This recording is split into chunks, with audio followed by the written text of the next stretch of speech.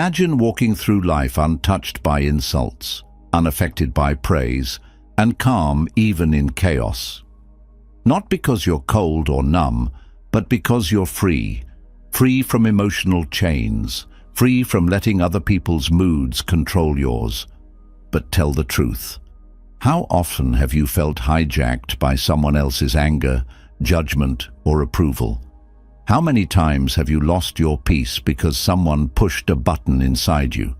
The way you manage your emotions decides the quality of your life. If your reactions are chosen calm and guided by reason, then no one, not critics, not liars, not even loved ones, can pull your strings.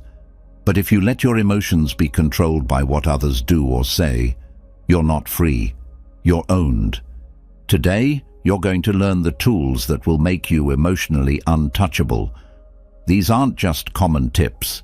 These are powerful Stoic techniques used by warriors, emperors, and thinkers to gain unshakable peace in the middle of storms. So get ready, because after this, your emotions will no longer be anyone else's playground. But before we begin, make a promise to yourself. Write in the comments, "Starting today, I take back my emotional power. I am Stoic." This isn't just a sentence, it's a signal to your brain, a decision to no longer give people the power to disturb your peace. So write it down now, say it with full belief, and let's begin. Number 1. Practice internal permission slips. You don't have to believe everything people say about you. Read that again. How many times have you felt hurt, judged, embarrassed, or even proud because of someone else's words? A compliment made your day. An insult ruined your mood. A few harsh words made you doubt your worth. But ask yourself this: who gave them that kind of power? Who opened the door and invited their opinion to control how you feel? Here's what the Stoics knew: no opinion can harm you unless you let it in. That's the secret. That's the shield. They called it emotional gatekeeping. Before any emotion takes root, it first needs your permission. So here's the tool. Start practicing internal permission slips. Whenever someone says something, good or bad, pause for just a second and ask yourself, did I authorize this opinion to enter? Don't react right away. Don't automatically accept it. Let that question sit in your mind like a guard standing at the door of a fortress. That fortress is you. If someone calls you a failure, it's only true if you sign the paper.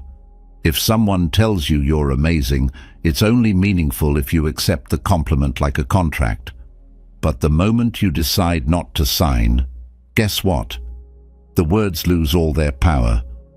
This doesn't mean you ignore feedback. It means you become the filter. You decide what stays and what goes. You stop letting strangers decide your emotional weather. Think of it this way. Imagine your mind as a castle. Every thought, every comment, every opinion is a traveler knocking on the gate. Some come bearing gifts. Some come with poison. But nothing gets in unless the gatekeeper opens the door. And you, the Stoic, are the gatekeeper. Let's say someone says, "You're so selfish." That's the knock. In the past, you might have opened the gate wide, let that insult march into your heart, and start building a camp of insecurity. But not anymore. Now you ask, did I authorize this? If the answer is no, the insult bounces off like a pebble against stone. This is not denial, it's discernment.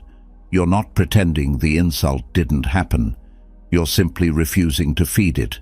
You're choosing not to give it a home inside your mind. The same applies to praise. Yes, praise can be dangerous too. People don't realize this, but the more you depend on compliments to feel good, the more power you give away. You become addicted to approval. You start chasing validation. You forget how to feel confident without someone clapping for you. So even when someone says, "You're brilliant," practice the same drill. Ask, did I authorize this to define my worth? If yes, you'll start needing that praise more and more. If no, you smile, appreciate the kindness, but stay grounded in who you are, with or without applause. This is what emotional sovereignty looks like. You stop outsourcing your self-worth to the opinions of others. You stop being a puppet on a string, moved by every comment or look or review. Train this skill every day. Next time someone criticizes or praises you, don't respond right away. First, pause. Ask your mind the question.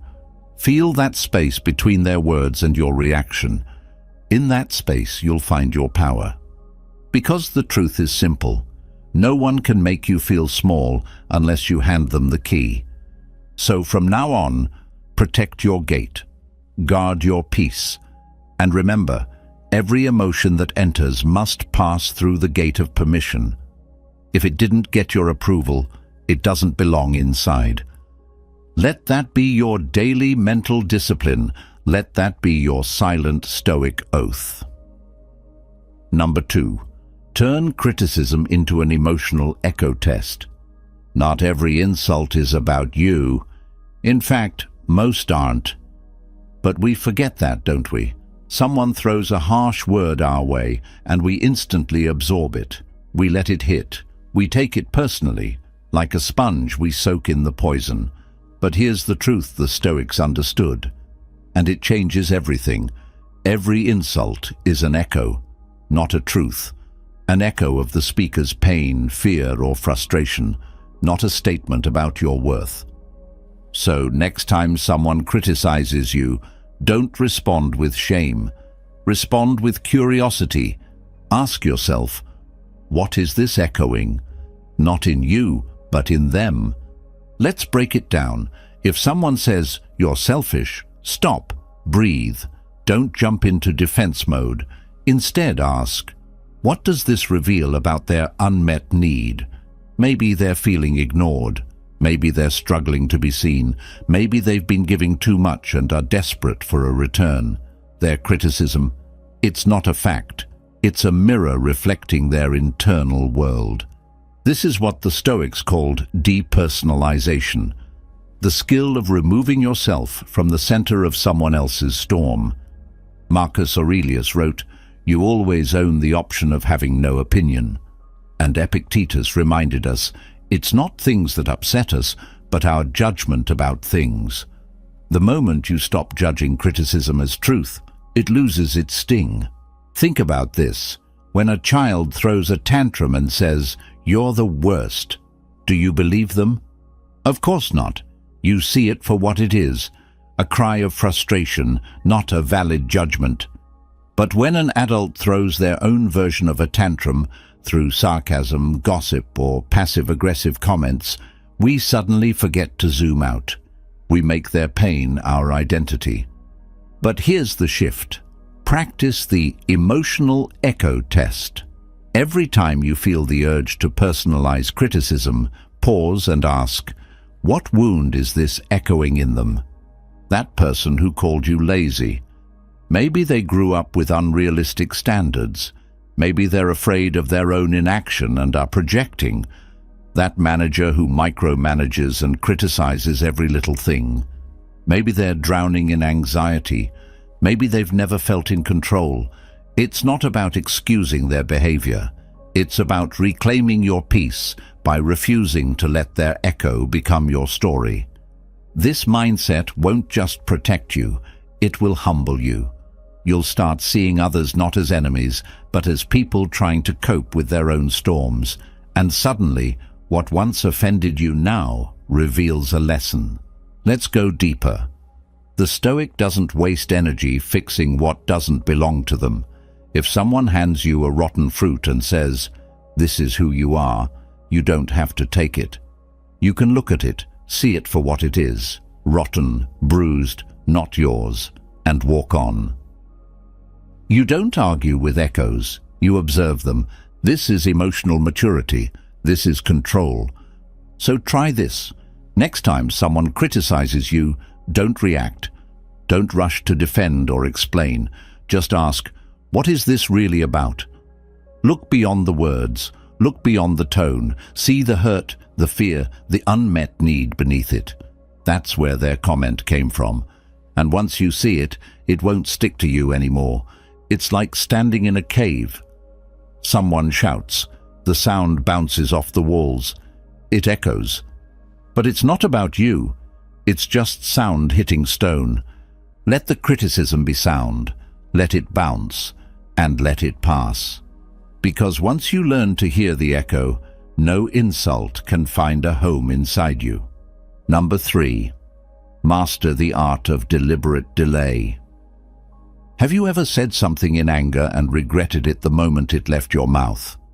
Or reacted too quickly, only to wish later you had paused, just for a second, before replying? We've all been there. And that moment, that small gap between stimulus and response, is where our entire power lies. The Stoics knew this, and they trained for it. Marcus Aurelius, writing in the silence of the early morning before the chaos of Rome could reach him, practiced a simple but life-changing habit. He didn't jump when emotions pulled.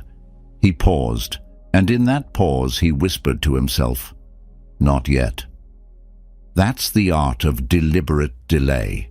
It sounds small, it sounds simple, but don't let that fool you. This is one of the most powerful emotional techniques ever discovered, because the truth is, every emotion wants your immediate reaction. Anger wants you to lash out, fear wants you to run, pride wants you to defend, but the moment you say, "Not yet," you break the chain. You turn off autopilot. Let's say someone criticizes you in public. Your face heats up, your fists clench, you're ready to fire back. That's the automatic path, that's the easy road. But instead, the Stoic breathes and inserts a buffer. Just 3 seconds. That's all you need to go from reaction to response. In that short space, you reclaim your awareness. You ask, what is the wisest thing to do here? And you wait, just long enough to choose. Think of your mind like a room filled with doors. When emotion hits, the first door that flings open is usually the worst one. Attack, retreat, yell, defend. But if you wait, if you hold that emotional line for just 3 seconds, other doors begin to appear. Doors labeled understanding, peace, strategy, silence. The Stoics believed that discipline wasn't just about action, it was about inaction too. The strength not to do something, not to send the message, not to yell the comeback, not to feed the fire. And here's what happens over time. The more you practice deliberate delay, the stronger your emotional muscles grow. Your reflexes shift. You stop living like a firecracker and start living like a flame, controlled, steady, powerful. Think of a master swordsman. He doesn't swing wildly. He waits, he reads, he studies, he makes one calm move, and it's enough. You don't need to react to every poke. You don't need to jump at every emotional tug. You need space, and space comes from delay. Here's how to train it. Every time you feel something rise, annoyance, anger, defensiveness, practice saying silently in your mind, "Not yet." Then count slowly to 3. Breathe in, breathe out, and watch how your mind starts offering new options, wiser options.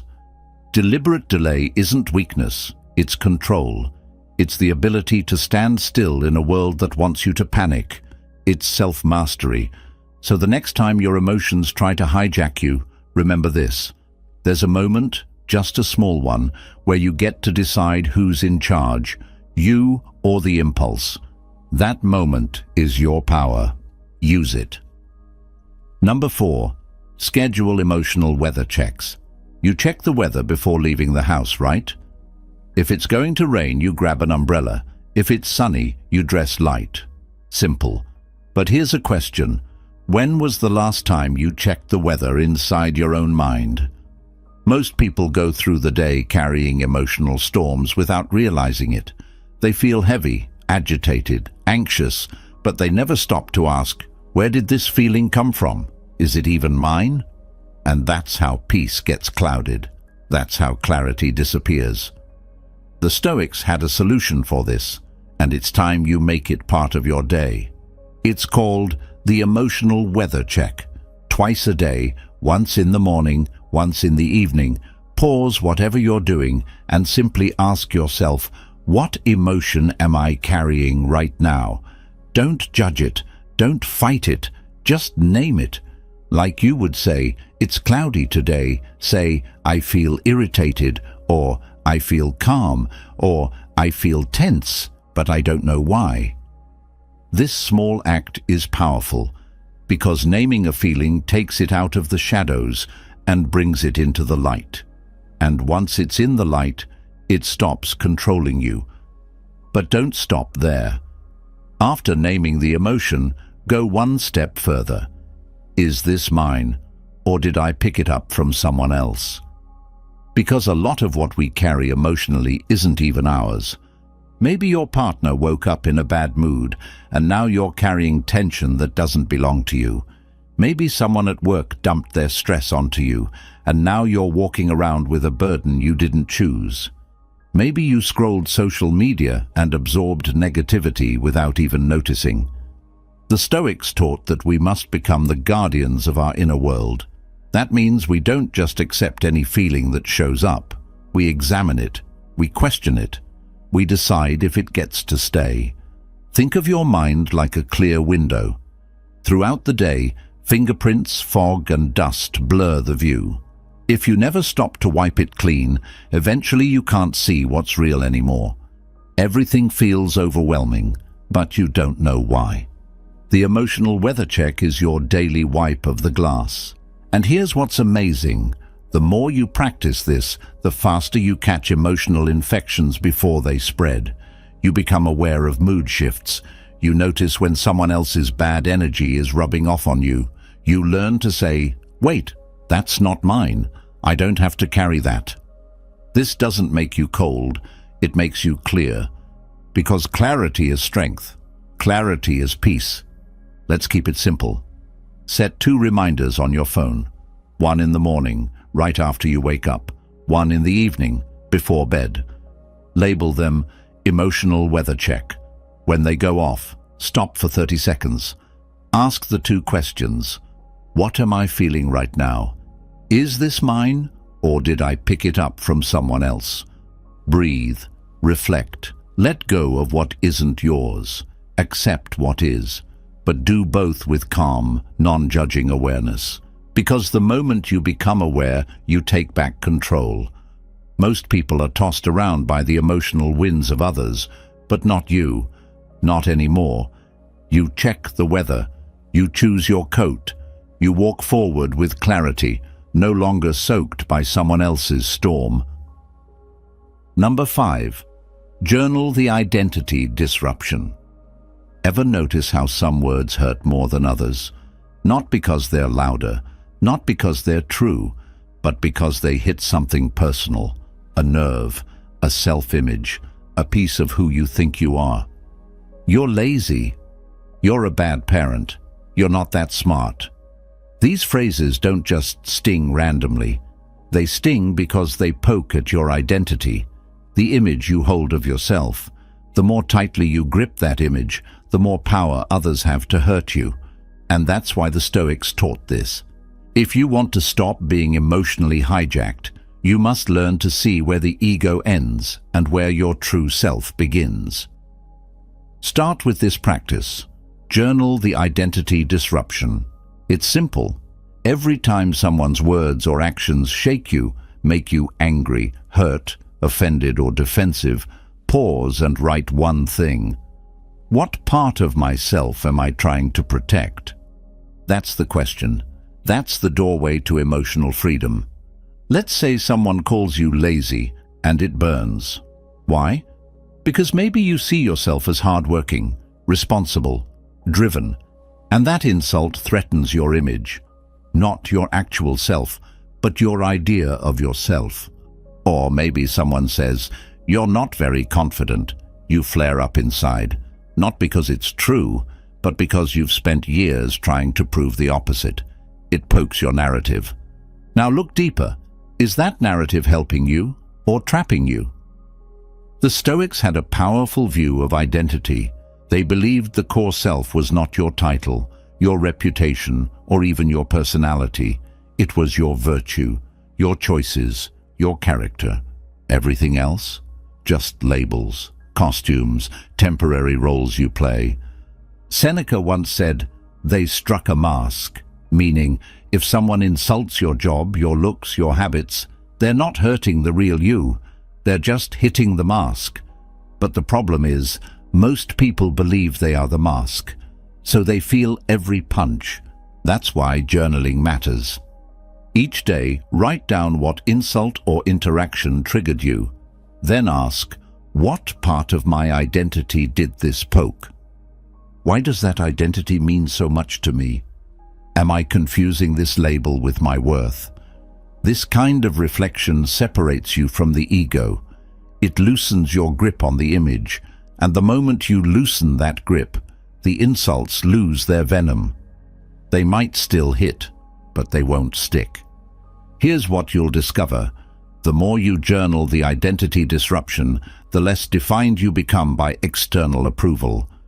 You stop being the smart one, the nice one, the strong one, and start becoming someone deeper, grounded, present, aware.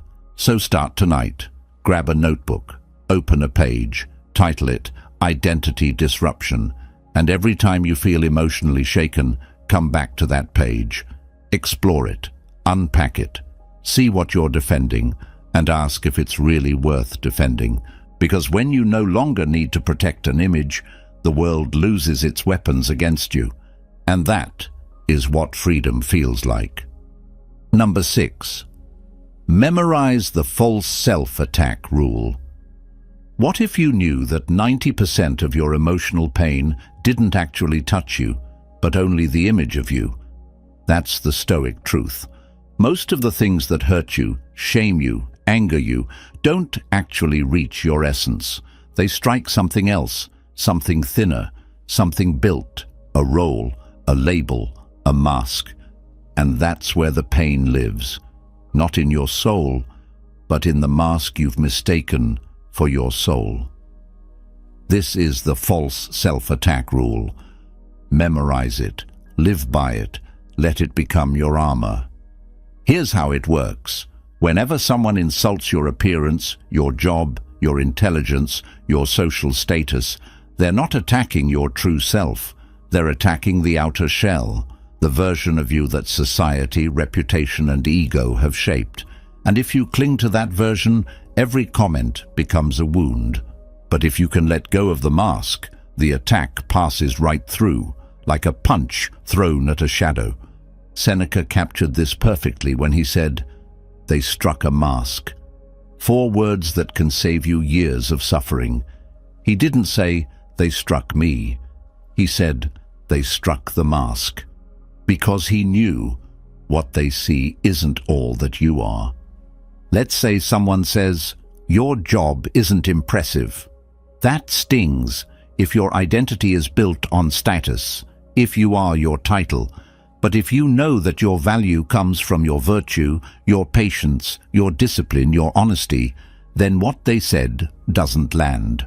Or someone says, "You're not attractive." That burns.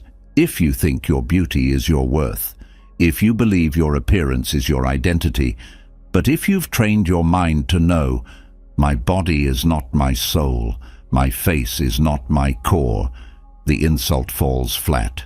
They struck the mask. Most people don't even know they're wearing one. They walk around defending labels. I'm successful, I'm nice, I'm strong. And when those labels are threatened, they panic. Because if the label cracks, they fear they'll fall apart too. The Stoic sees this differently. The Stoic builds identity on something no one can touch. Not status, not beauty, not wealth, but virtue, character, inner alignment. That's the self you protect, not the mask. So how do you apply this rule? Simple. The next time someone insults you, pause and ask, what part of me are they really attacking? My essence or my mask. 9 times out of 10 you'll realize it's the mask, the role, the surface. And that awareness alone breaks the spell. The sting fades, the comment becomes noise. This isn't about being emotionless, it's about being unhooked, untouchable, centered in something deeper than image. You were not born to be a mask. You were born to be a presence, a principle, a soul rooted in truth, not costume. So carry this sentence with you everywhere. They struck a mask. I am not the mask. Repeat it until it replaces your old reflex, until you no longer defend the role, until no insult can find a place to land. Because when you stop confusing who you are with what others see, you become unshakable. You stop bleeding from wounds that were never meant for your skin. Number 7. Use the God's eye view drill. When you're inside the problem, it feels massive. When you zoom out, it becomes nothing. That's the power of perspective.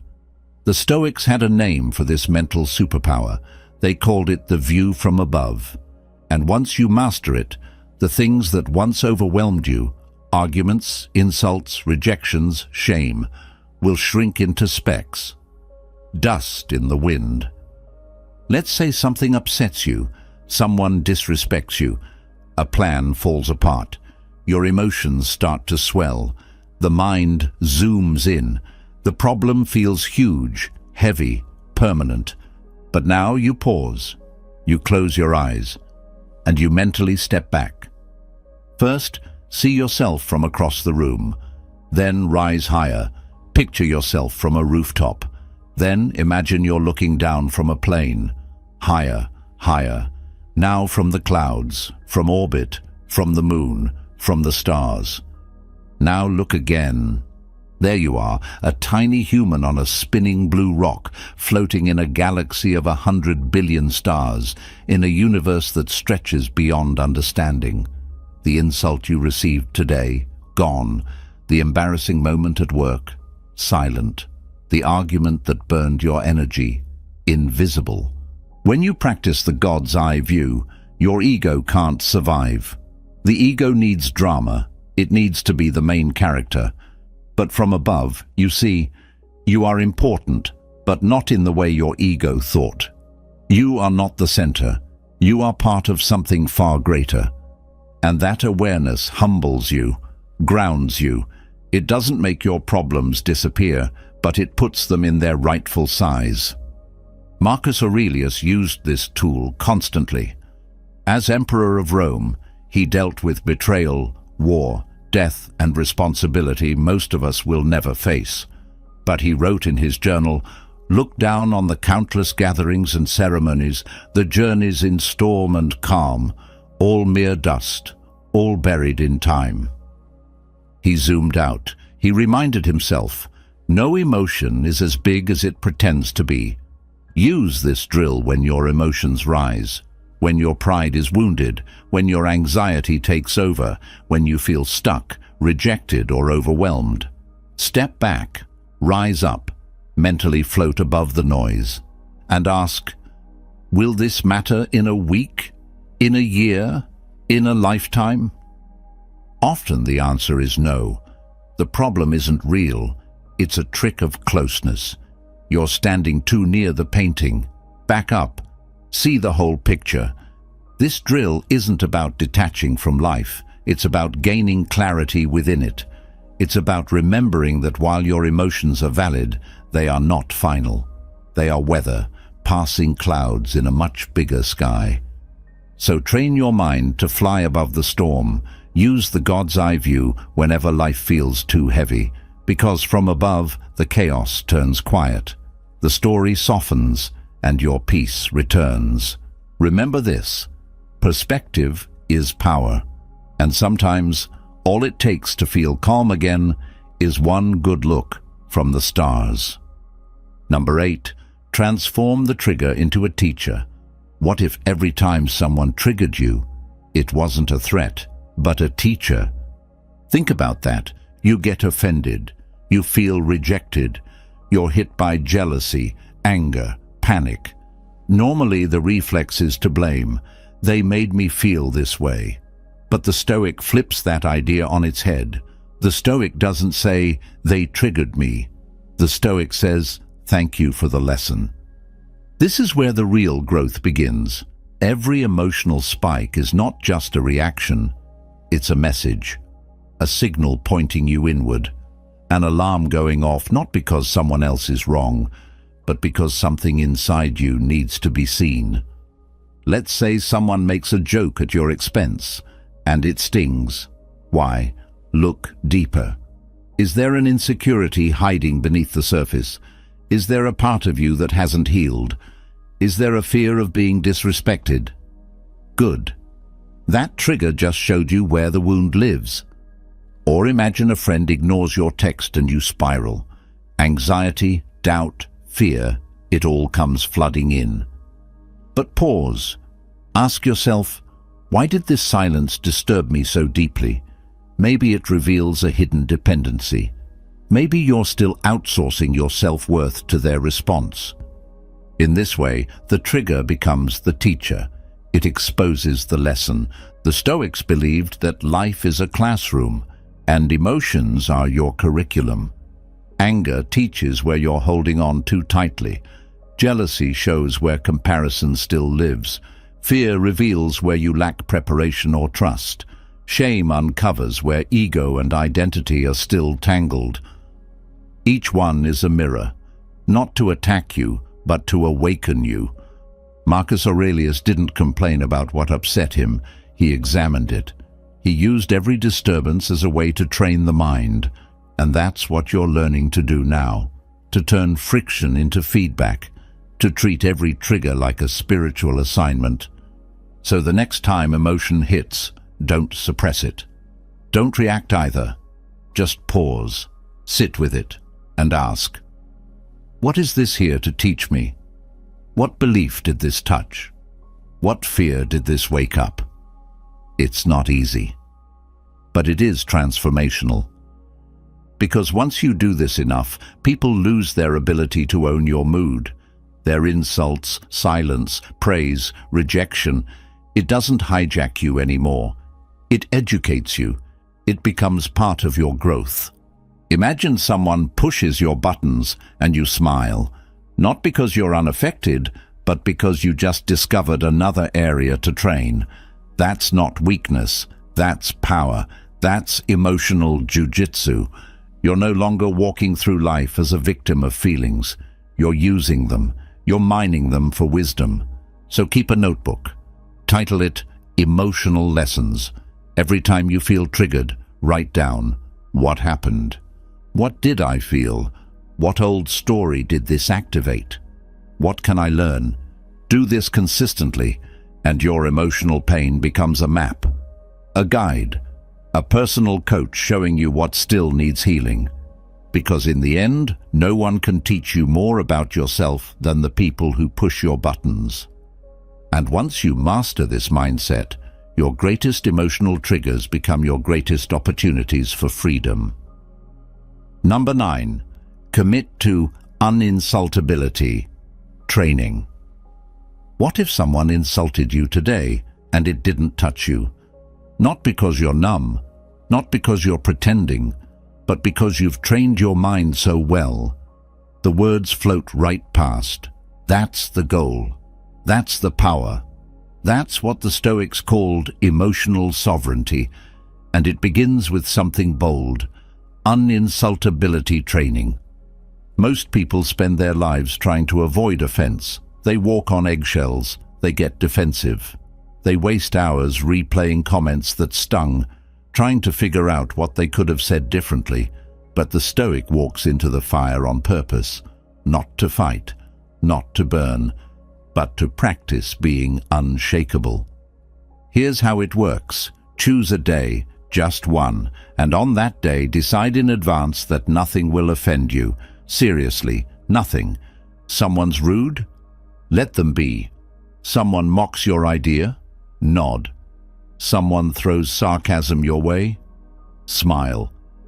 And in your mind, say this phrase. That's an interesting data point. Why? Because it is. Every insult is just feedback about the speaker, not about you. It's a glimpse into their mind, their emotions, their fears. And if you treat it that way, like data, not damage, you flip the whole game. You turn insult into insight. This is emotional jujitsu. When someone throws emotional force at you, you don't resist it. You redirect it. You absorb it calmly. You stay rooted. You let their aggression hit air. And just like that, their power dissolves. They lose control. You keep peace. Let's be clear. This isn't about being passive or weak. It's not about letting people walk all over you. It's about recognizing that your peace is yours. It can't be stolen without permission, and you're not giving it. Think of it like building calluses, not on your skin, but on your ego. The more you train, the thicker that layer gets, the less you flinch, the more you observe instead of absorb. Seneca once wrote, "We suffer more in imagination than in reality." He wasn't wrong. Most insults hurt not because they're true, but because we imagine they say something about us. We give them meaning. We turn someone's bad mood into our self-doubt. But not anymore. So pick your day. Call it your uninsultable day. Go about your life with a quiet smile. Welcome the tests. See how often people try to get a reaction, and give them nothing, not smugness, not coldness, just calm. If someone's rude, observe it like a scientist. Anger. If someone's sarcastic, treat it like a cloud. That passed. If someone questions you, nod and say, "Maybe you're right." Because this is your training ground. This is your gym. Every interaction is a weight you're lifting. Every comment is a representative. And by the end of the day, you'll feel something shift. You'll notice that the world has less power over your emotions, not because the world changed, but because you did. So commit to this. Make it a habit. Make it a game.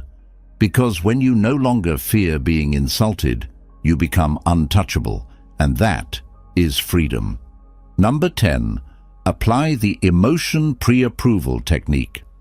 What if you could decide, before anything happens, how you're going to feel? Not hope, not react, but decide. That's the essence of the emotion pre-approval technique, and once you learn it, you stop walking into situations defenseless. You walk in armored, anchored, ready. Most people stumble through their day hoping they'll stay calm, hoping they won't get triggered. But the Stoic doesn't rely on hope. The Stoic relies on preparation.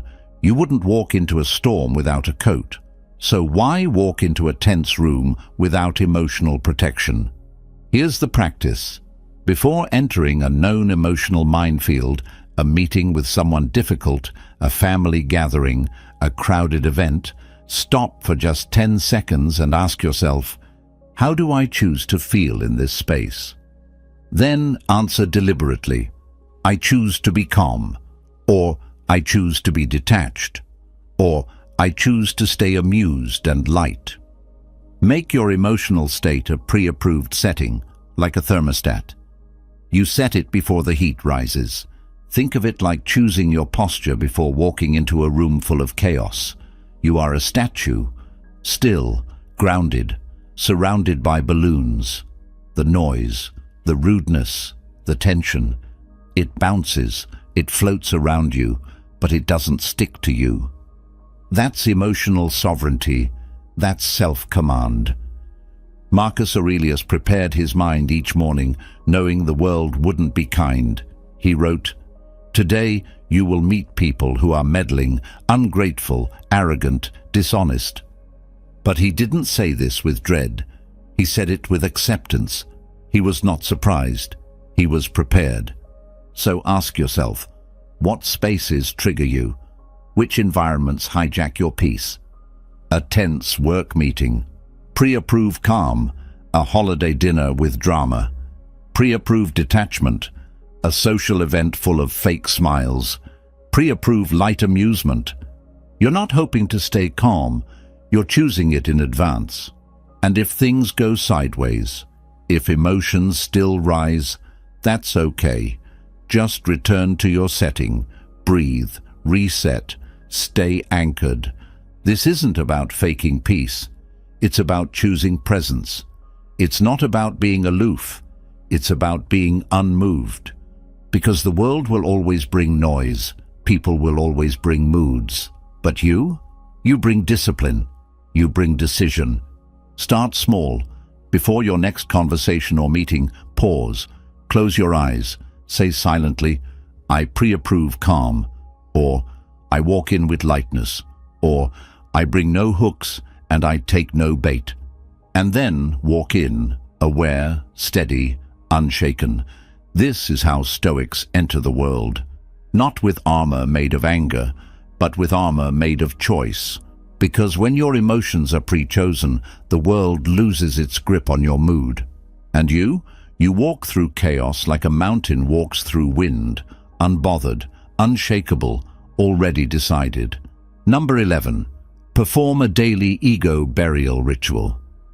Every day, the world tries to dress you up in costumes. It hands you a title, manager, parent, genius, failure. It clings to your looks, handsome, average, ugly. It ties you to roles, successful, struggling, important, invisible. And before long, you start believing it. You start thinking this is who you are. But the Stoics saw through this trap. They knew that most emotional suffering begins the moment you attach your self-worth to a costume. So they practiced something radical, something most people never even consider. Daily ego death. A simple ritual to strip away all the labels, all the masks, all the stories, until nothing remains but your inner essence. Here's how it works. Each night before sleep, take a quiet moment, light a candle, or simply sit in the dark. No phone, no noise, just stillness. Pick a single spot on the wall or a flame to focus your attention. Then, repeat this phrase slowly, like a whisper to your soul. I am not my pride. I am not my title. I am not my face. I am not my power. Strip it all. I remain. Say it again and again. Let it sink beneath your skin. Because this is more than words. This is medicine for the soul. This is armor against the hooks of the world. The world flatters you. You smile because you know you are not your compliments. The world insults you. You breathe because you know you are not your critics. The world forgets you. You rest because you know you were never the spotlight. You were the light. This ego burial is not about self-hate. It's about self-freedom. It's not about shrinking. It's about shedding. You are not the applause. You are not the shame. You are not the face in the mirror. You are the one behind the eyes. And once you start practicing this ritual daily, you'll feel the shift. You'll feel less reactive, less defensive, less hungry for validation, because without an ego to protect, no one can manipulate you. People compliment you, it doesn't inflate you. People attack you, it doesn't shake you. They can't hook you because you have no leash. Marcus Aurelius, Emperor of Rome, practiced this humility every morning and night. Despite his power, he reminded himself that he was just a man, a soul with borrowed time. He stripped away the emperor costume every day so it wouldn't own him. That's your mission now. So tonight, start the ritual. Light a candle, or sit with silence, and whisper the truth until it becomes your identity. Strip it all. I remain. Because the one who remains cannot be controlled, not by praise, not by insult, not by ego, only by virtue, only by peace, only by choice. Number 12. Practice the reverse confession technique. What if the next time someone pointed out your flaw, you agreed with them, not with bitterness, not with sarcasm, but with calm, cheerful honesty? That's the essence of the reverse confession technique. It's one of the most disarming emotional tools the Stoics ever used. And once you master it, people will stop knowing how to push your buttons because your buttons will be gone. Here's how it works. Someone says, "You're too quiet." Most people get defensive. "No, I'm not." Or they shrink, feeling insecure. But the Stoic smiles and says, "Totally, I enjoy silence." Then they move on. No drama, no shame, just power. Why does this work? Because shame only survives in darkness. When you try to hide a trait, it grows heavy. But the moment you bring it into the light, cheerfully, openly, it loses all its weight. Let's break this down. When someone accuses you of something, you're awkward. You're too intense. You take things seriously.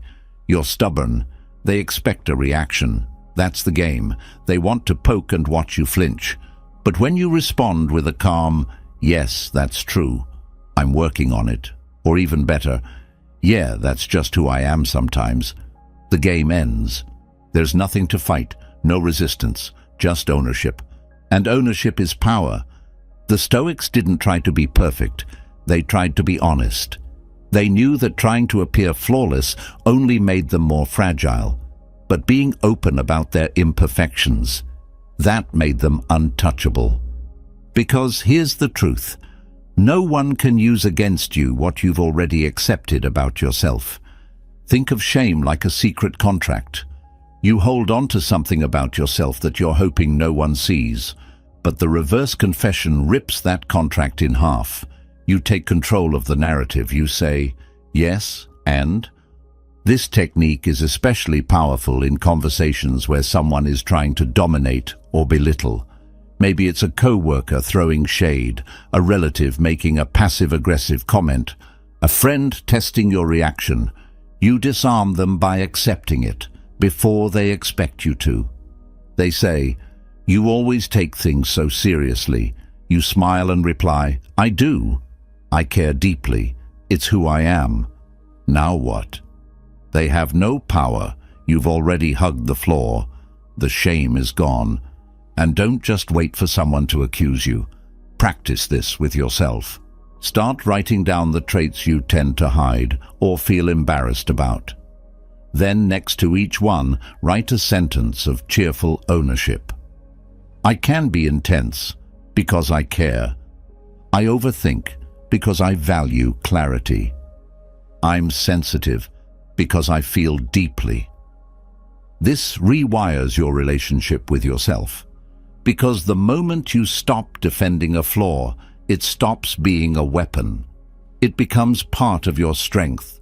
So from now on, when someone tries to throw shame your way, don't duck, don't deflect. Catch it, smile, say, "That's true," and walk away lighter. Because when you own who you are, completely and cheerfully, no one can use it against you. And that is the heart of emotional freedom. Number 13, use Stoic emotional decoupling. Something happens, and instantly emotion floods in. A message goes unanswered. A friend makes a strange face. Someone walks past without saying hello. And just like that, you're spinning, angry, anxious, hurt, rejected. But here's the truth. The event didn't create the pain. The emotion did. And this is where the Stoic draws the line. The moment you learn to separate what happened from what you feel about it, you take back control. That's the practice of Stoic emotional decoupling, the skill of splitting the facts from the feelings. Here's what it looks like in real life. Event: they left you on red. Emotion: you feel ignored, unimportant. Two different things, two different origins. The Stoic steps back and says, the message was not replied to. That's a fact. The feeling of rejection, that's my reaction. That part is optional. This may sound subtle, but it changes everything. Most people live in a blur. They blend events and emotions into a single storm. He didn't text me back, so he doesn't care about me. She rolled her eyes, so she disrespects me. They didn't invite me, so I'm not valued. But notice the pattern. They're not describing reality. They're interpreting it through emotion. That's where suffering begins. The Stoic path is different. It trains the mind to pause and say, here's what happened. Here's how I feel. The two are not the same. Let's go deeper. Imagine a friend cancels plans at the last minute. Event: friend cancelled dinner. Emotion: I feel unimportant, disappointed. Now step back and ask, is that emotion caused by the fact or by the story I told myself about the fact? Often, it's the story. They don't value me. They always do this. I can't count on anyone.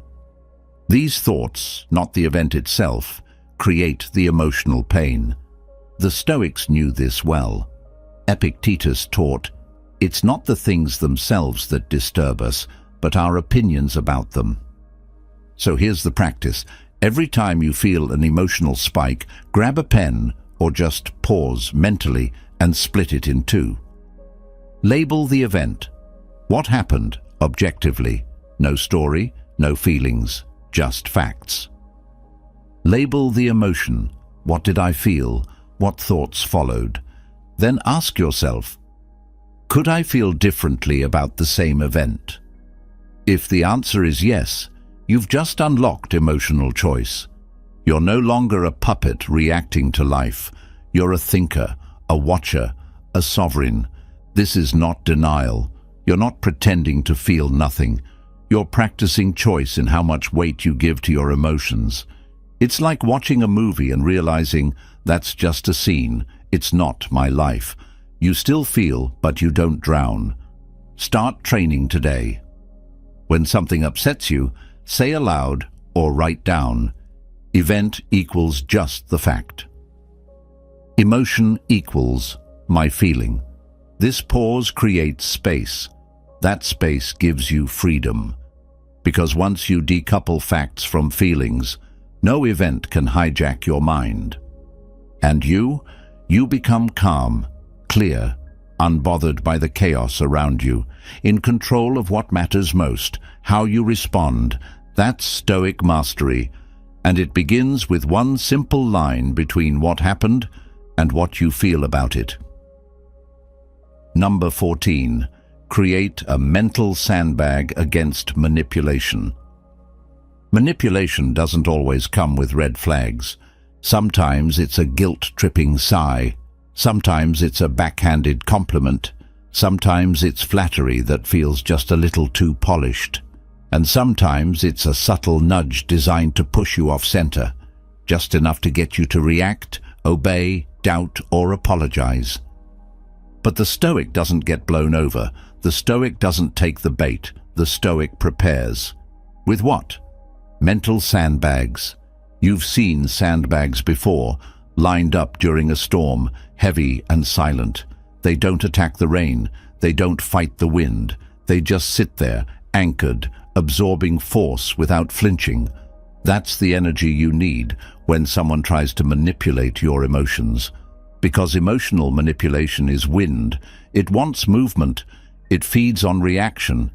But when you respond with inner weight, with stillness, with presence, the wind dies. Here's the technique. When someone tries to guilt-trip you, flatter you, or provoke you, pause internally. Don't speak yet. Don't flinch. Just mentally drop a sandbag. Visualize it. Someone says, "Wow, must be nice to not care about anyone but yourself." The guilt is implied. The manipulation is obvious. You don't justify. You don't argue. You don't frown. You drop a sandbag.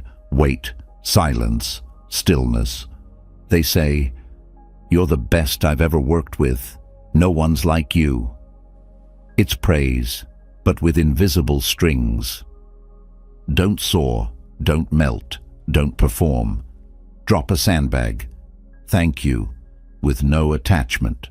Or someone says something rude, hoping you'll bite back. You drop a sandbag. A simple breath. A calm look. No reaction. This is emotional strength. Quiet strength.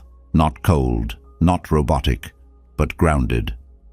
The Stoics didn't train to be numb, they trained to be immovable, because they understood that most manipulation works through motion, getting you to overreact, over-apologize, over-explain, over-please.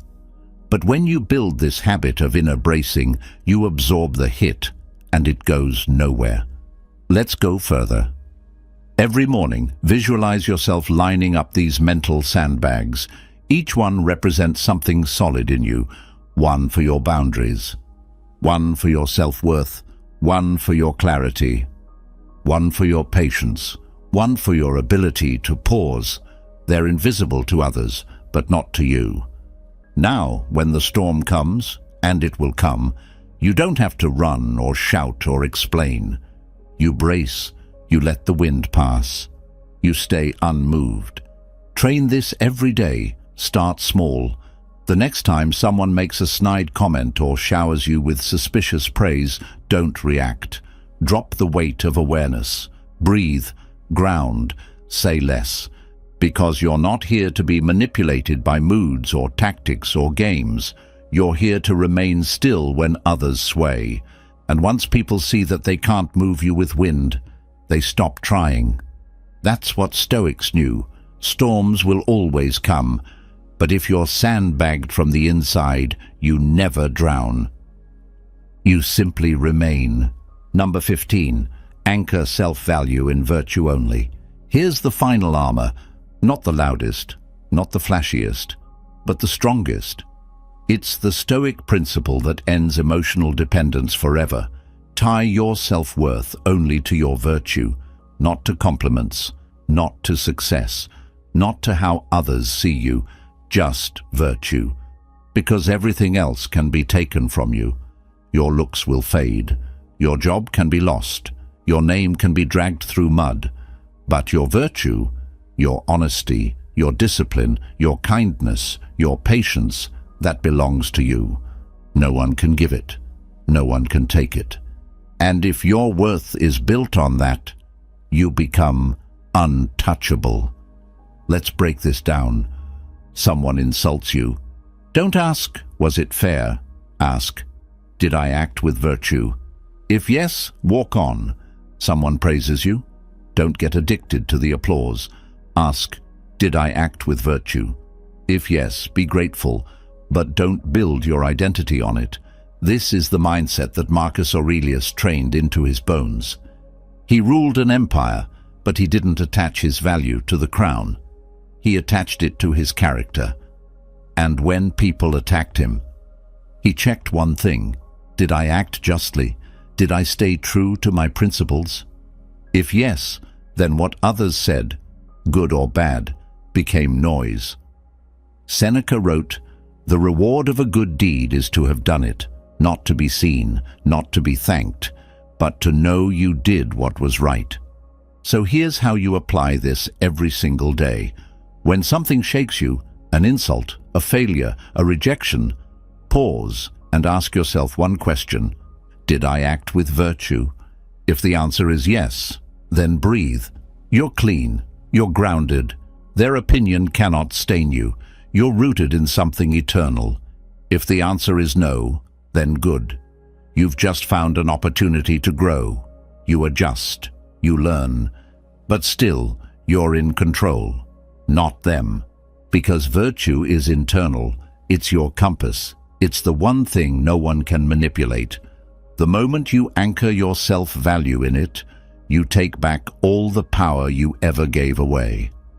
No more emotional highs from flattery, no more emotional crashes from disapproval, just peace, just consistency, just calm self-respect.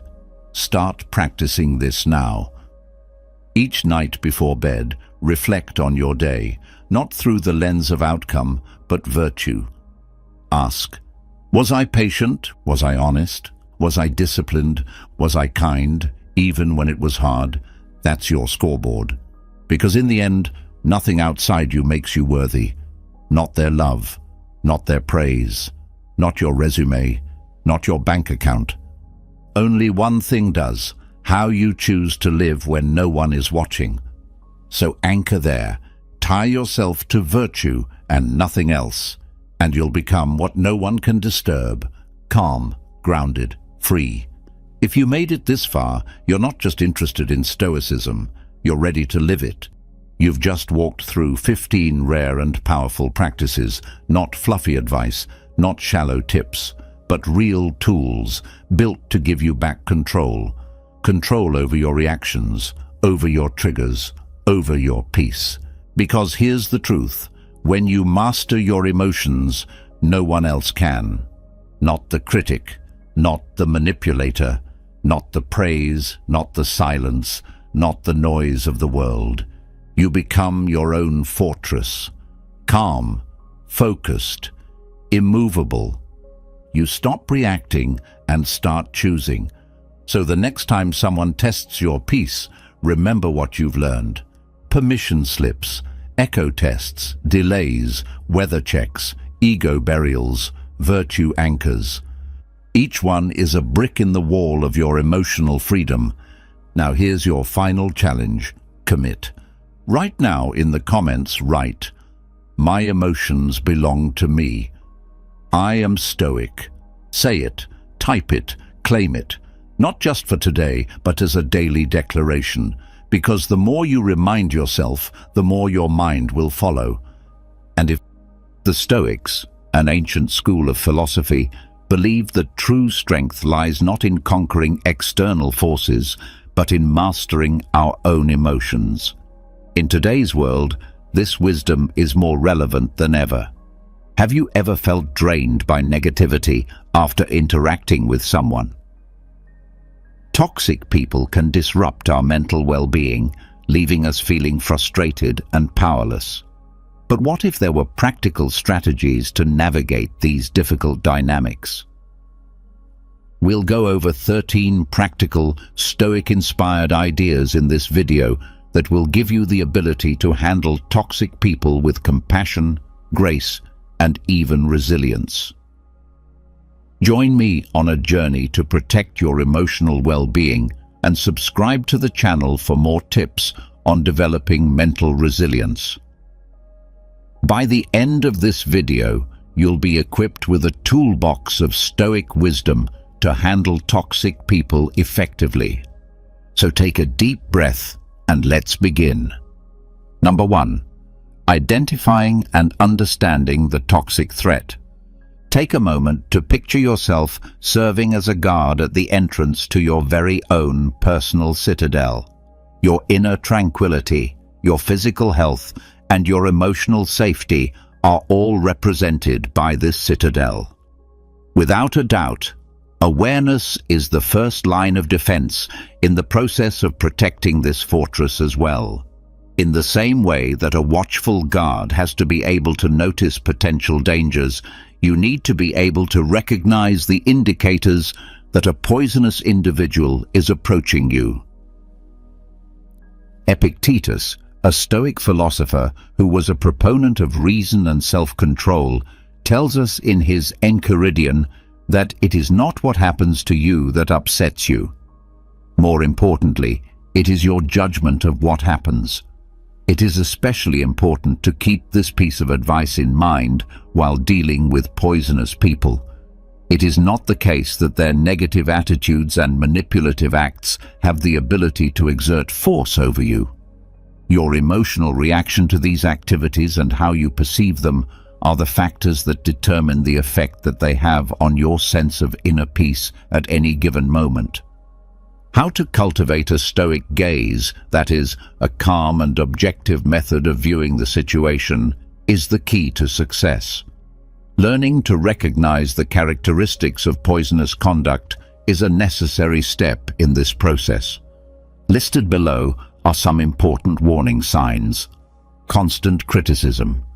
A toxic individual may find nothing but fault with you, your conduct, or the decisions you make on a consistent basis. Although this criticism may be indirect or overt, it will always leave you feeling deflated and uncertain about your abilities.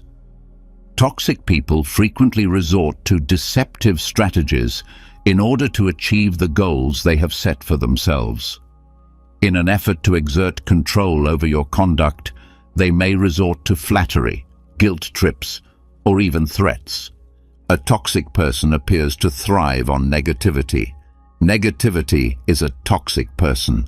They are continuously whining and pulling others down with their pessimism so that they can focus on the worst aspects of the problems they are concerned with. Additionally, in addition to these general indications, there are also several types of toxic personalities that you should be aware of. The narcissist is a person who is constantly looking for approval and adoration throughout their life. It is possible that they are charming at first, but in the end, their interactions are one-sided, leaving you feeling emotionally exhausted. This individual lives on social turmoil. According to the gossip, they are known to propagate rumors, stir up trouble, and take pleasure in causing friction between other people. Known as the energy vampire, this individual has the ability to drain your vitality. As the term says, interactions with them leave you feeling cognitively and emotionally drained and fatigued. Emotionally, the development of a mental map of the potential dangers that could befall your inner citadel can be accomplished by first gaining an awareness of the many toxic personalities and the actions that they display. In the same way that a Roman Stoic philosopher like Seneca might devise a plan to combat an adversary on the battlefield, you may make use of your newly acquired awareness to anticipate the strategies employed by potentially harmful individuals and devise a strategy to safeguard your emotional well-being. Number 2. Fortify your walls. Put yourself in the shoes of Marcus Aurelius, the famous Stoic emperor of Rome. In order to rule a wide empire, one needed to possess power, knowledge, and unyielding determination. When it comes to strengthening the walls of your own inner citadel, often known as your emotional well-being, these same attributes are vital. Undoubtedly, the boundaries that you have established are the foundation of this citadel. When dealing with toxic people, boundaries are the obvious lines that you create in the sand to demarcate your boundaries. They determine the kinds of conduct that you will and will not approve of. You should not permit poisonous people to intrude on your emotional territory in the same way that a powerful monarch would not permit his boundaries to be violated. What comes into play here is the Stoic philosophy, which emphasizes the importance of reason and self-control. In order to take the initial step, you must first determine which activities deplete your energy or violate your sense of who you are. Is it the persistent pessimism shared by a friend when a coworker engages in manipulative behavior, the intrusive counsel of a member of the family? Make sure that you are open and honest with yourself about the things that you will not bear. The next step, when you have determined these boundaries, is to communicate them in a clear and concise manner. Tap into your inner Marcus Aurelius and be firm while still being fair. To facilitate effective communication, the following are some strategies. Think about how you are feeling and use I statements. Rather than making accusing words such as, "You are always so negative," you could try saying something like, "I feel drained when you constantly focus on the unpleasant things." Be as specific as possible. Take care not to leave any chance for misunderstanding. Rather than saying something like, "I need some space," you should say something like, "I can't talk right now, but I'd be happy to chat later this week." Keep your word, but be kind at the same time. There is a distinction between being assertive and being aggressive. It is important to convey your point with self-assurance while avoiding animosity. On the other hand, establishing boundaries is not a one-time experience. When it comes to enforcing your boundaries, you need to be hard and consistent, just like a Stoic ruler who is always on guard against barbarian invasions. A wall that is unstable is simple to dismantle. In the event that a toxic individual disregards your limits, you should remind them in a calm manner of the line that has been established. It may even be necessary for you to restrict your interaction with the person or completely withdraw from the situation. Keep in mind that establishing limits is not about punishing someone, rather, it is about protecting yourself. Envy, a vice that frequently serves as a source of poisonous talk, was vigorously avoided by the Stoics. Through the establishment of boundaries, you are not engaging in selfish behavior. Rather, you are merely safeguarding your emotional well-being and establishing the space that is necessary for you to build inner peace within the context of your Stoic path toward a life of peace.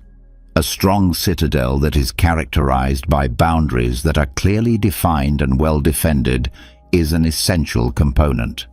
Number 3, become uninteresting to the emotional barbarian. Become uninteresting to the emotional barbarian.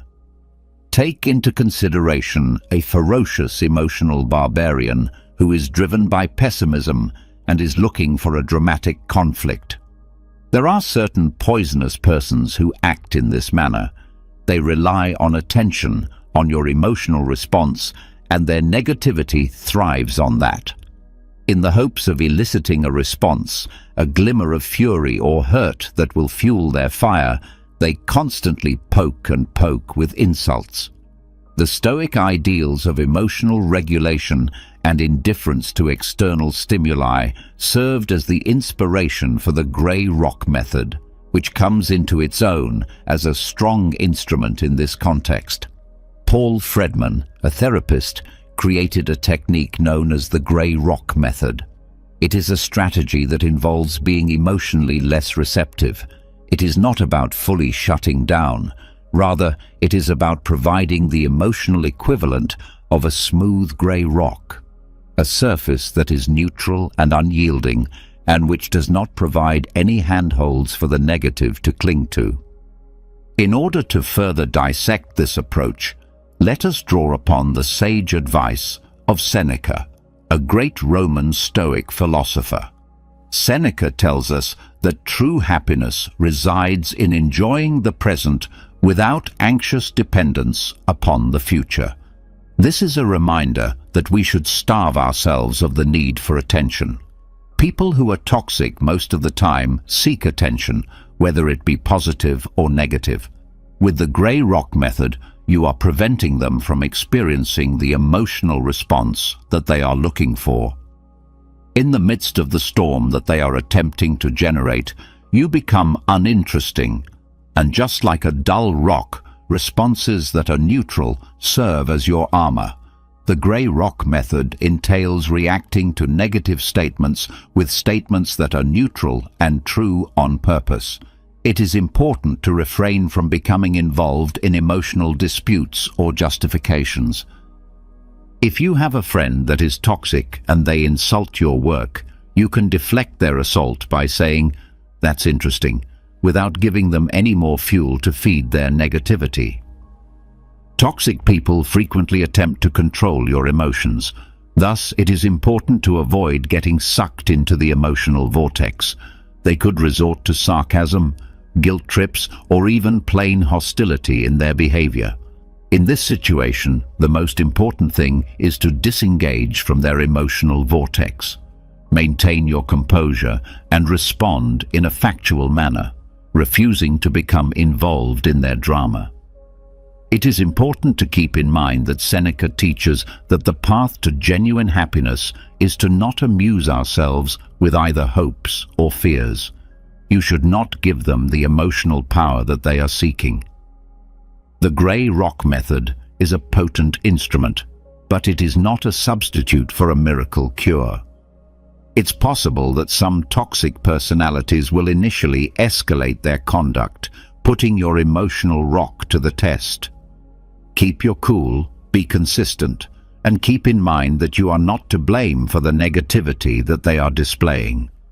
You can turn yourself from a passive victim of their emotional theatrics into an unmoved spectator by applying this method that is influenced by Stoicism. This will defend your inner calm and emotional well-being. Number 4. The broken record. The broken record technique. Imagine being subjected to a never-ending onslaught of manipulation.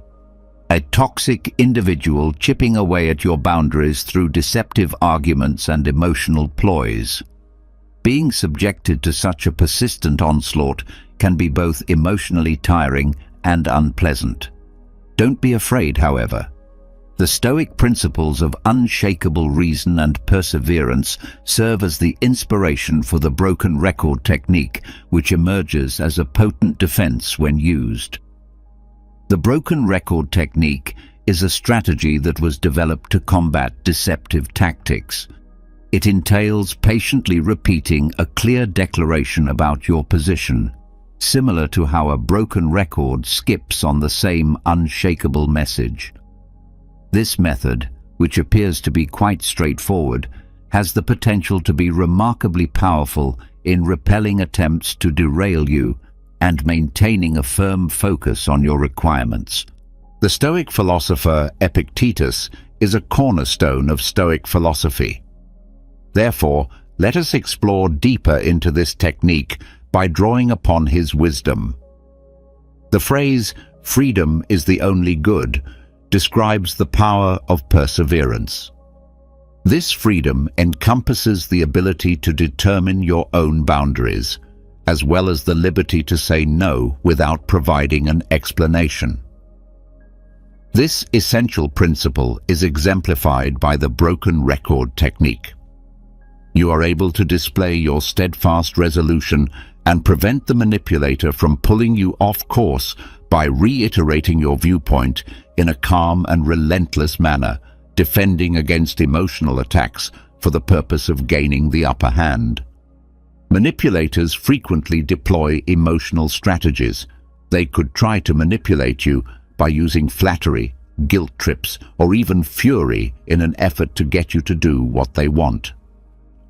You are able to avoid these emotional assaults with the assistance of the broken record technique. You are able to deflect their attempts to manipulate your emotions and keep the argument based in reason by concentrating on the factual statement of your stance.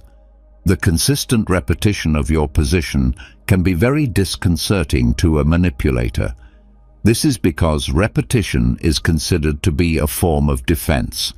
The flow of their conversation is disrupted, they are thrown off balance, and the hollowness of their arguments is brought to light. Imagine a wave crashing on a rock that is very strong. The rock does not move at all, while the wave ultimately disappears. Contrary to popular belief, the broken record technique does not involve confrontation. Maintaining a firm focus on your stance while enforcing your boundaries in a calm manner is something that is important. Keep in mind that Stoicism places a strong emphasis on reason and logic as the guiding principles for managing the problems that life presents. Through the utilization of this method, you give yourself the ability to resist exploitation and safeguard your inner peace with unyielding determination. Number 5. Don't take the bait. Don't take the bait. Imagine a skilled angler who is casting a line that is baited with negative thoughts in the hopes of catching you in a whirlpool of all kinds of emotional drama.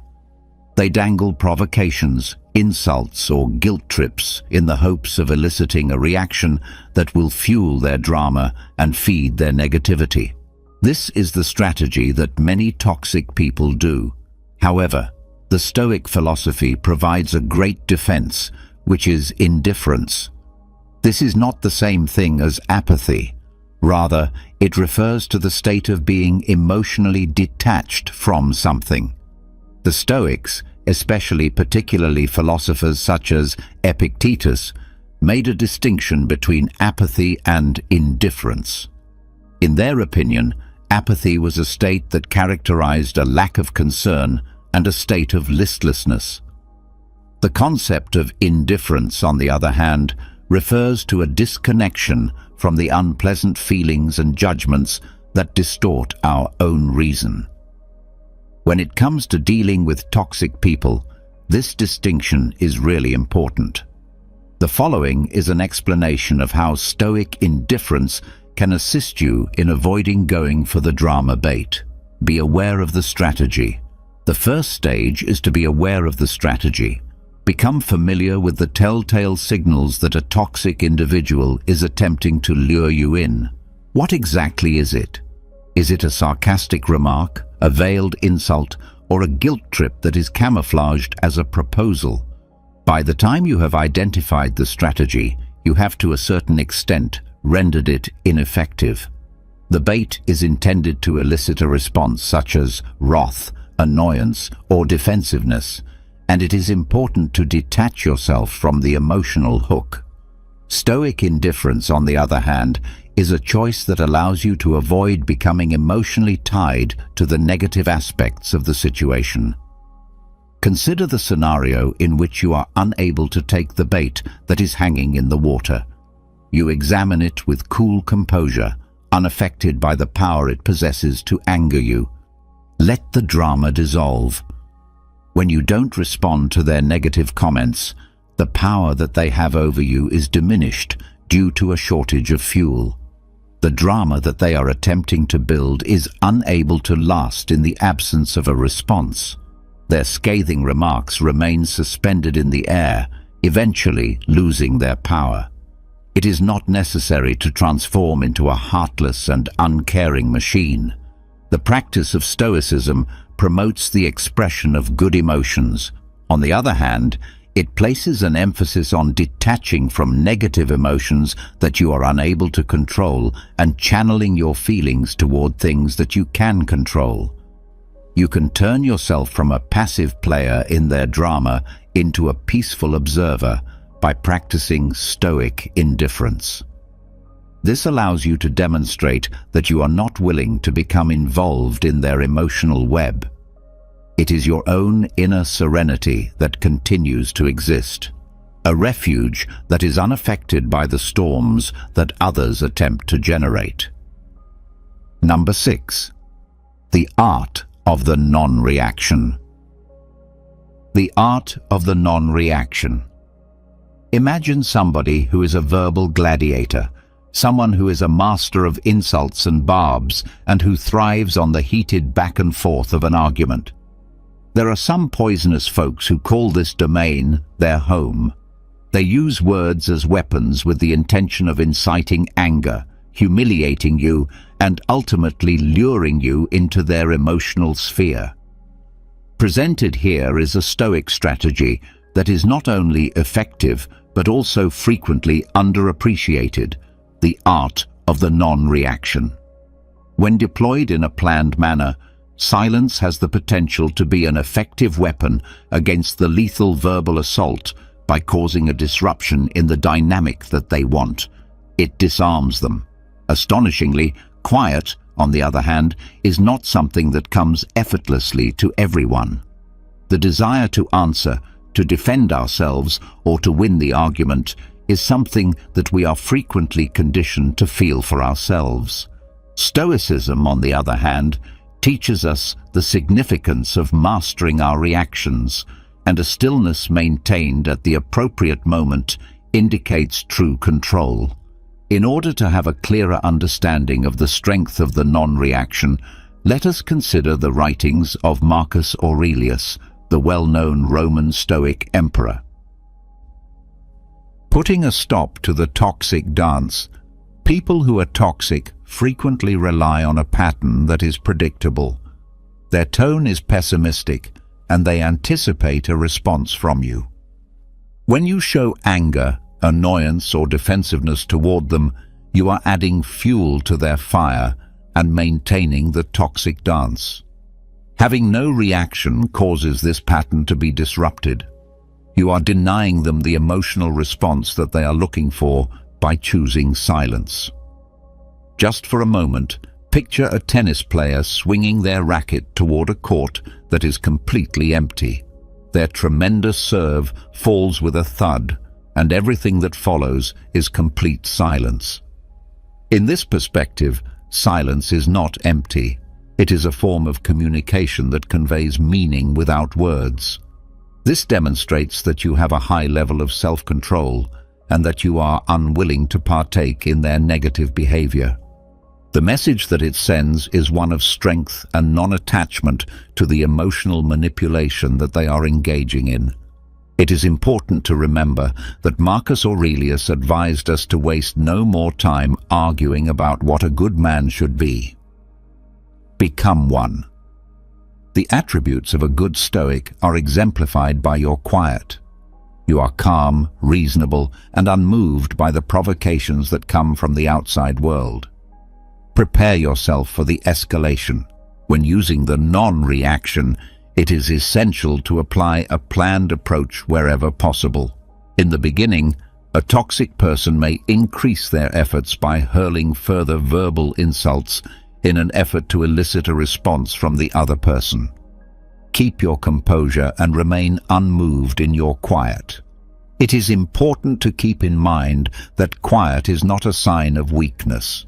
Rather, it is a powerful instrument that is utilized by those who are truly strong.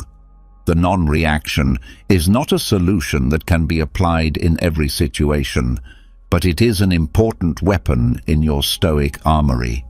It has the potential to disarm poisonous people, defend your inner peace, and demonstrate that you have power over your own emotions when it is utilized strategically.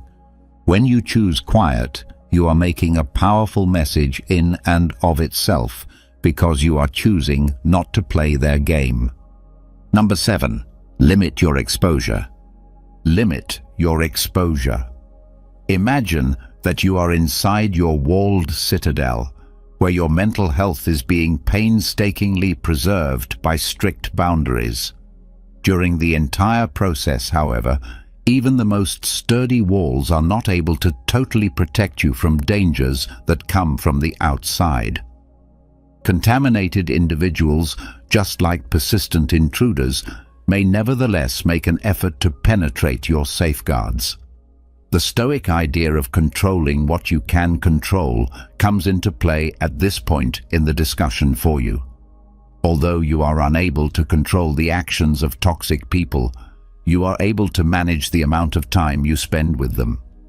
One of the first lines of defense in this method is to reduce the amount of time you spend interacting with people who are toxic when it is possible. Establish physical distance. Would you be able to completely avoid them? It is possible for you to reschedule a lunch engagement or to respectfully remove yourself from something that is being discussed. Keep in mind that this is not about being impolite, rather, it is about protecting oneself. In the same way that a Stoic leader would not send his forces into a conflict that was not essential, you should not subject yourself to negativity that is simply not necessary. Nevertheless, it is not always feasible to avoid something completely.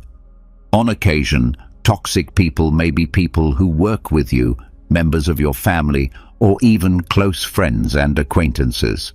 In these kinds of circumstances, establishing emotional distance becomes absolutely necessary. This can be accomplished by the following strategies. Epictetus, a notable Stoic philosopher, tells us that happiness and freedom begin with a clear understanding of one another. This is a quote by Epictetus, which highlights the importance of mental detachment. Nevertheless, this does not imply that there is emotional involvement. You are able to comprehend the pessimism of another individual without allowing it to color your attitude.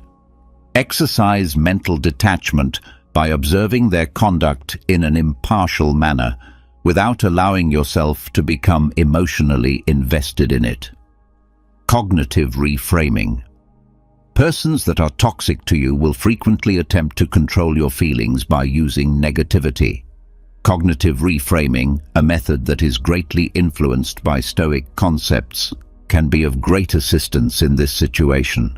Transform their pessimism into an objective observation by reframing it. In the event that a coworker is continually complaining, for instance, you may reframe the situation as they appear to be having a difficult day, rather than allowing their negativity to bring you down. Toxic people thrive on negativity. Thus, it is important to focus on the positive. Try not to give them the ability to take away your happiness. Make a concerted effort to concentrate on the positive aspects of your life, such as the personal interests you enjoy, the significant work you do, and the supporting friends you have. Allow yourself to be emotionally protected by these beneficial factors, a safe haven from the negative that they bring. There is no such thing as cowardice when it comes to limiting your exposure, both physically and emotionally. Protecting your inner peace and practicing self-care are both important. Stoics have a strong belief in the importance of leading a moral life and acting rationally. When you reduce the amount of time you spend interacting with negative people and situations, you make room for yourself to nurture a good and flourishing inner life. Imagine that your fortress is encircled by a large moat, which, in addition to being a physical barrier, also serves as an emotional barrier, protecting your peace from the advancing negativity of poisonous people. Number 8. Build your support system. Build your support system. Just for a moment, picture yourself serving as a guard at the entrance to your inner castle. Your walls have been strengthened with boundaries. You have perfected the art of non-reaction, and you have reduced the number of toxic people you are present with. However, in order to fully defend your position, even the most courageous warrior requires a powerful flank, which is a formation of trustworthy allies. Your support system is your Stoic phalanx, which is an essential component in ensuring that you maintain your inner serenity when you are engaged in the fight against negativity. The Stoics, especially notably philosophers such as Seneca, placed a strong emphasis on the significance of living a life that is in harmony with nature. These guiding principles are exemplified by a network of virtuous individuals who are supportive of you, who inspire you, and who share your fundamental beliefs. In difficult times, you may turn to them for support and guidance. They are the people who will listen to you, offer wise counsel, and offer unwavering encouragement. One way in which a robust support system might serve as a buffer against the negative influence of toxic individuals is as follows. In the process of dealing with toxic people, it can be emotionally draining to have a safe space for sharing. It is possible to create a secure environment in which to analyze your experiences and express your frustrations when you have trusted friends or family members to whom you can confide.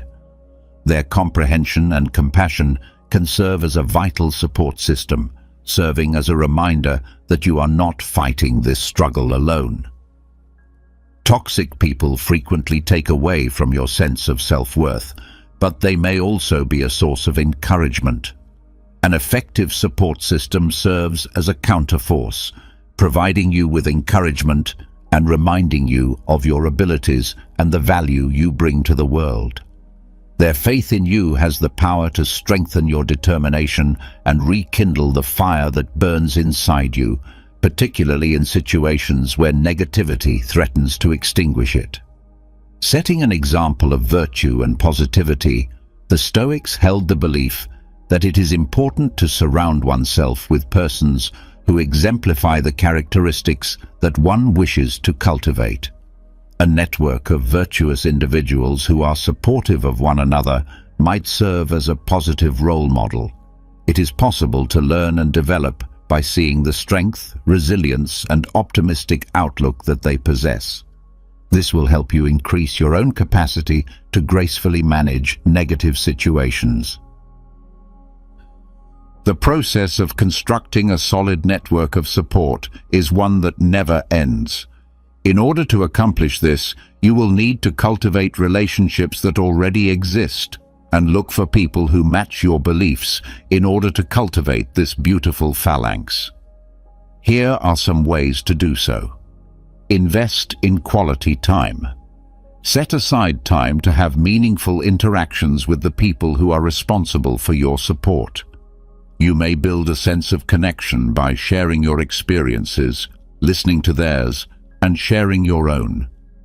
Joining clubs, volunteer organizations, or online communities that are congruent with your interests and values is a great way to bring together people who share your values and interests. This place is filled with people who share your values and who can serve as a natural source of support and encouragement. It is important to remember that the power of showing gratitude to those who are supporting you can never be underestimated.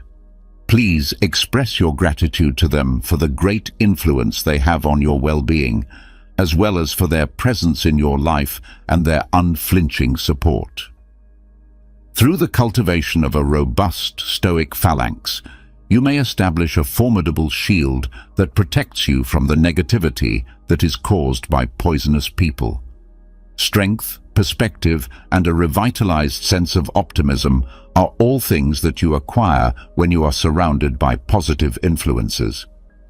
Always keep in mind that even the most well-guarded fortress might benefit from a robust defense from the outside. Your support system, which consists of your trusty companions, transforms into your unyielding phalanx, guaranteeing that your inner serenity continues to possess a secure and protected sanctuary. Number 9. Prioritize self-care. Prioritize self-care. Making contact with toxic individuals is analogous to being confronted with an unrelenting assault in combat. The emotional energy that you have is depleted, and you may end up feeling exhausted as a result. When it comes to protecting yourself against negativity, self-care becomes an essential component. Much as a Stoic warrior would make it a priority to tend to their wounds and sharpen their blade after a battle, your Stoic style of living should include self-care as a fundamental component. Include it in your daily routine and think of it as an investment in your mental well-being. Make it a priority alongside other vital chores and schedule it into your schedule. Your emotional reserves can be replenished, and your resistance to negativity can be strengthened through the following approaches of self-care. Participate in activities that bring you joy. Determine the activities that bring you actual delight and can help you relax. Exercises that are physical in nature, such as running or yoga, as well as artistic activities such as painting or writing, could fall under this category. You are able to de-stress, recharge your emotional batteries, and return to the world with newfound energy and perspective when you participate in these activities and immerse yourself in them. The Stoics engaged in awareness practices that were analogous to meditation. These practices were also known as meditation. Through the practice of meditation, you are able to calm your mind, disengage from negative thoughts, and create inner peace. When you make meditation a regular part of your self-care regimen, you give yourself a great tool to manage stress and negativity, whether it comes from yourself or from other people who are poisonous to you. Seek solace in nature. The Stoics placed a strong emphasis on living in agreement with the natural world. The act of spending time in natural settings, whether it be a walk in a park or a hike through the woods, has a significant influence on our overall health and happiness. If you want to alleviate stress, enhance your mood, and gain a sense of perspective that can help you fight the negativity that you experience from toxic people, then you should try to immerse yourself in the natural world as a type of preventative maintenance for your emotional well-being. You might think of self-care as practicing self-care. A person who is well-rested and centered is in a far better position to deal with negative emotions. In the same way that a Stoic warrior would make sure their armor was sturdy and their sword was sharp, you may nurture your emotional resilience by engaging in self-care techniques. Listen to the signals your body sends you. Continuous communication is taking place between you and your body. Observe the symptoms of exhaustion, tension, or emotional depletion, and pay attention to them. To make self-care a priority, you shouldn't wait until you are utterly exhausted before doing so. Incorporate healthy eating, make sure you get enough sleep, and take breaks throughout the day. The basis for your emotional resilience is laid by these routines, which may appear to be straightforward. In the same way that you established boundaries with people who are poisonous to you, you should also establish boundaries around the time you spend on self-care. Denying requests that might interfere with your time to relax, or setting aside certain times throughout the day to engage in activities that promote self-care, are examples of ways to accomplish this. Always keep in mind that putting your own well-being first is not an act of selfishness. Rather, it is necessary for preserving your emotional resilience. You can become a more powerful and well-balanced individual by implementing self-care into your Stoic way of life. A Stoic warrior would be prepared to meet any adversary, and you approach obstacles with a better perspective and emotional fortitude, much like a Stoic warrior would. It is important to keep in mind that having a full emotional battery enables you to more effectively deflect negativity and radiate positivity, so establishing a formidable shield against the toxic people in your circle of existence. Number 10. Remember, it's not about you. Remember, it's not about you. Picture yourself with a dark cloud looming over you, spewing out negativity and obscuring your view of the outside world. When you're working with toxic people, you will frequently encounter situations like this. They create a poisonous environment by projecting their own worries, insecurities, and issues onto those around them, which results in people being affected negatively. The concept of prohairesis, which is rooted in Stoic philosophy, serves as a formidable defense mechanism in this context. We are encouraged to view ourselves as intelligent observers who are standing outside of the emotional tornado. Through the use of the phrase prohairesis, which is utilized by Stoic philosophers, we become impartial analyzers of the issue, separating ourselves from the negative aspects of the scenario and concentrating on the rational aspects. When interacting with toxic people, it is essential to maintain this level of detachment because the insults and negativity they express are rarely directed at the individual. Rather, they are reflections of the individual's own inner issues. You can navigate the toxicity of toxic people by utilizing Stoic detachment in the following ways. In order to divert attention away from their own inadequacies, toxic people frequently resort to blaming others, criticizing others, and being negative. You are able to discern this projection for what it is by applying the prohairesis. Distancing yourself from the emotional undercurrent will allow you to observe their conduct in an impartial manner, much like a scientist would while investigating a phenomenon. You are able to comprehend that their negativity is a product of their own internal landscape and not a reflection of you or your worth. When you have the ability to detach yourself from the situation for a moment, their behavior is not a reflection of your character. Rather, it is a symptom of themselves and the problems they are experiencing. Take, for example, the dark cloud.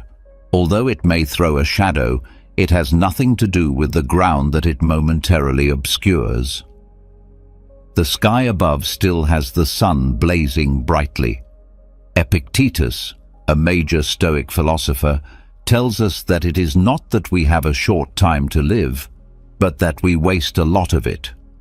This highlights the need of focusing on your Stoic path. The length of our lives is sufficient, and a considerable quantity has been bestowed upon us for the most important reasons, provided that we are able to make the most of it correctly. If you want to avoid wasting your valuable time and energy, you should avoid getting involved with the negative energy of toxic people. Maintain your emotional distance, make it a priority to look after your own health, and keep moving forward on the Stoic path that will lead you to a life filled with virtue and calm. It is not the same thing as apathy to be detached. While it is possible to show compassion for their troubles, it is not necessary for you to become a victim of the emotional storms that they are experiencing. You can protect your inner calm and emotional well-being by practicing Stoic detachment, which requires you to change yourself from a passive target into a centered observer. It is important to keep in mind that the sun is still shining brilliantly above the mountains of clouds. Number 11. Don't try to fix them. Don't try to fix them. The desire to mend, to heal, and to engage in the role of a therapist can be powerful, particularly when you are confronted with a person you care about who engages in behaviors that are harmful to others. On the other hand, in the sphere of Stoicism, this road frequently results in frustration and a depletion of one's own emotional reserves. When it comes to cultivating transformation, toxic individuals, like plants that are suffocated by weeds, require their own willpower and work. This transition cannot be compelled by any means, for the following reasons. Stoicism places a greater emphasis on concentrating on what you are able to control, which is your own reactions and interactions, rather than making an effort to change a toxic person. The onus of accountability for the actions of a toxic person is entirely on the individual himself or herself. It is necessary for them to make the deliberate decision to address their negative emotions and look for a way to achieve virtue. Trying to take on this responsibility for them will only result in an unhealthy dynamic and will hinder them from taking responsibility for the problems they are experiencing. One of the fundamental principles of Stoicism is the acceptance of things that are beyond one's ability to control. This includes things like the actions of other people, the circumstances of the outer world, and the ever-changing conditions of existence. The negativity that is exhibited by a poisonous person is a perfect example of this category. Because you have come to terms with this fact, you have liberated yourself from the fruitless effort to alter them. Imagine that your inner tranquility is a blooming garden. This is the focus of your Stoic garden. The toxic people in your life, with their negative attitude, are like weeds that threaten to suffocate the growth that you have painstakingly cultivated. You are wasting your time and effort by attempting to uproot them in the garden of another person. Put your attention on things that are important to you, such as establishing positive connections, tending to your virtues, and engaging in self-care practices. The Stoic philosophy, on the other hand, places a high importance on assisting others in achieving virtue. If you feel compelled, there are ways to encourage a toxic person to engage in self-reflection. However, it is important to keep in mind that you have limitations. Instead of trying to dictate the path that they should take to change, you should offer materials that could potentially stimulate their own introspection. Then, you would try to solve their problem. A book on good communication, a recommendation for a therapist, or even just a kind suggestion to evaluate the consequences of their actions could be included in this, depending on the circumstances. You can have the most significant influence on others by demonstrating Stoic principles in your own life. This is the most effective way to lead by example. You have the ability to act as a vibrant beacon, a monument to the transformational power of Stoic ideas. Through your calm attitude, measured responses, and unwavering emphasis on virtue, sometimes despite your best attempts, a toxic person will continue to be entrenched in their negativity. It is important to know when to get away from them. In circumstances like these, Stoicism recommends establishing boundaries and, if necessary, withdrawing from the situation in order to safeguard one's own well-being. Keep in mind that you are unable to influence their trip, but you have the ability to pick your own path. Through the process of internalizing these ideas, you will convert yourself from a frustrated fixer into a Stoic facilitator. You are able to provide assistance without jeopardizing your own health, and you are able to develop a garden that may flourish in spite of the weeds that may be growing in other areas. Number 12. When to walk away. When to walk away. Imagine if you are looking for safety amid the tranquility of your Stoic castle of refuge. You have developed your emotional detachment, and you have planted a healthy inner garden. You have also strengthened your walls by establishing limits. Nevertheless, in spite of your best efforts, the negativity that comes from a toxic individual continues to remain, posing a threat to your defenses. The ability to recognize when it is appropriate to withdraw from a situation is a fundamental Stoic precept. Making the decision to leave a toxic relationship, particularly one that involves close family members or co-workers, can be a decision that is extremely difficult to make. Prioritizing your mental health, on the other hand, is of the utmost importance. Stoics have a strong belief in the importance of leading a moral life and acting rationally. In direct opposition to these ideals is the practice of maintaining a relationship that undermines your sense of inner calm. This is why the Stoic philosophy is consistent with the practice of removing oneself from a harmful situation.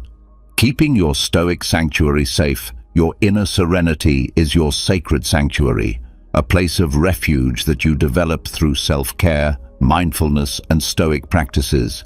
And someone that is poisonous with their unrelenting negativity is comparable to a persistent siege that is being laid on your fortress.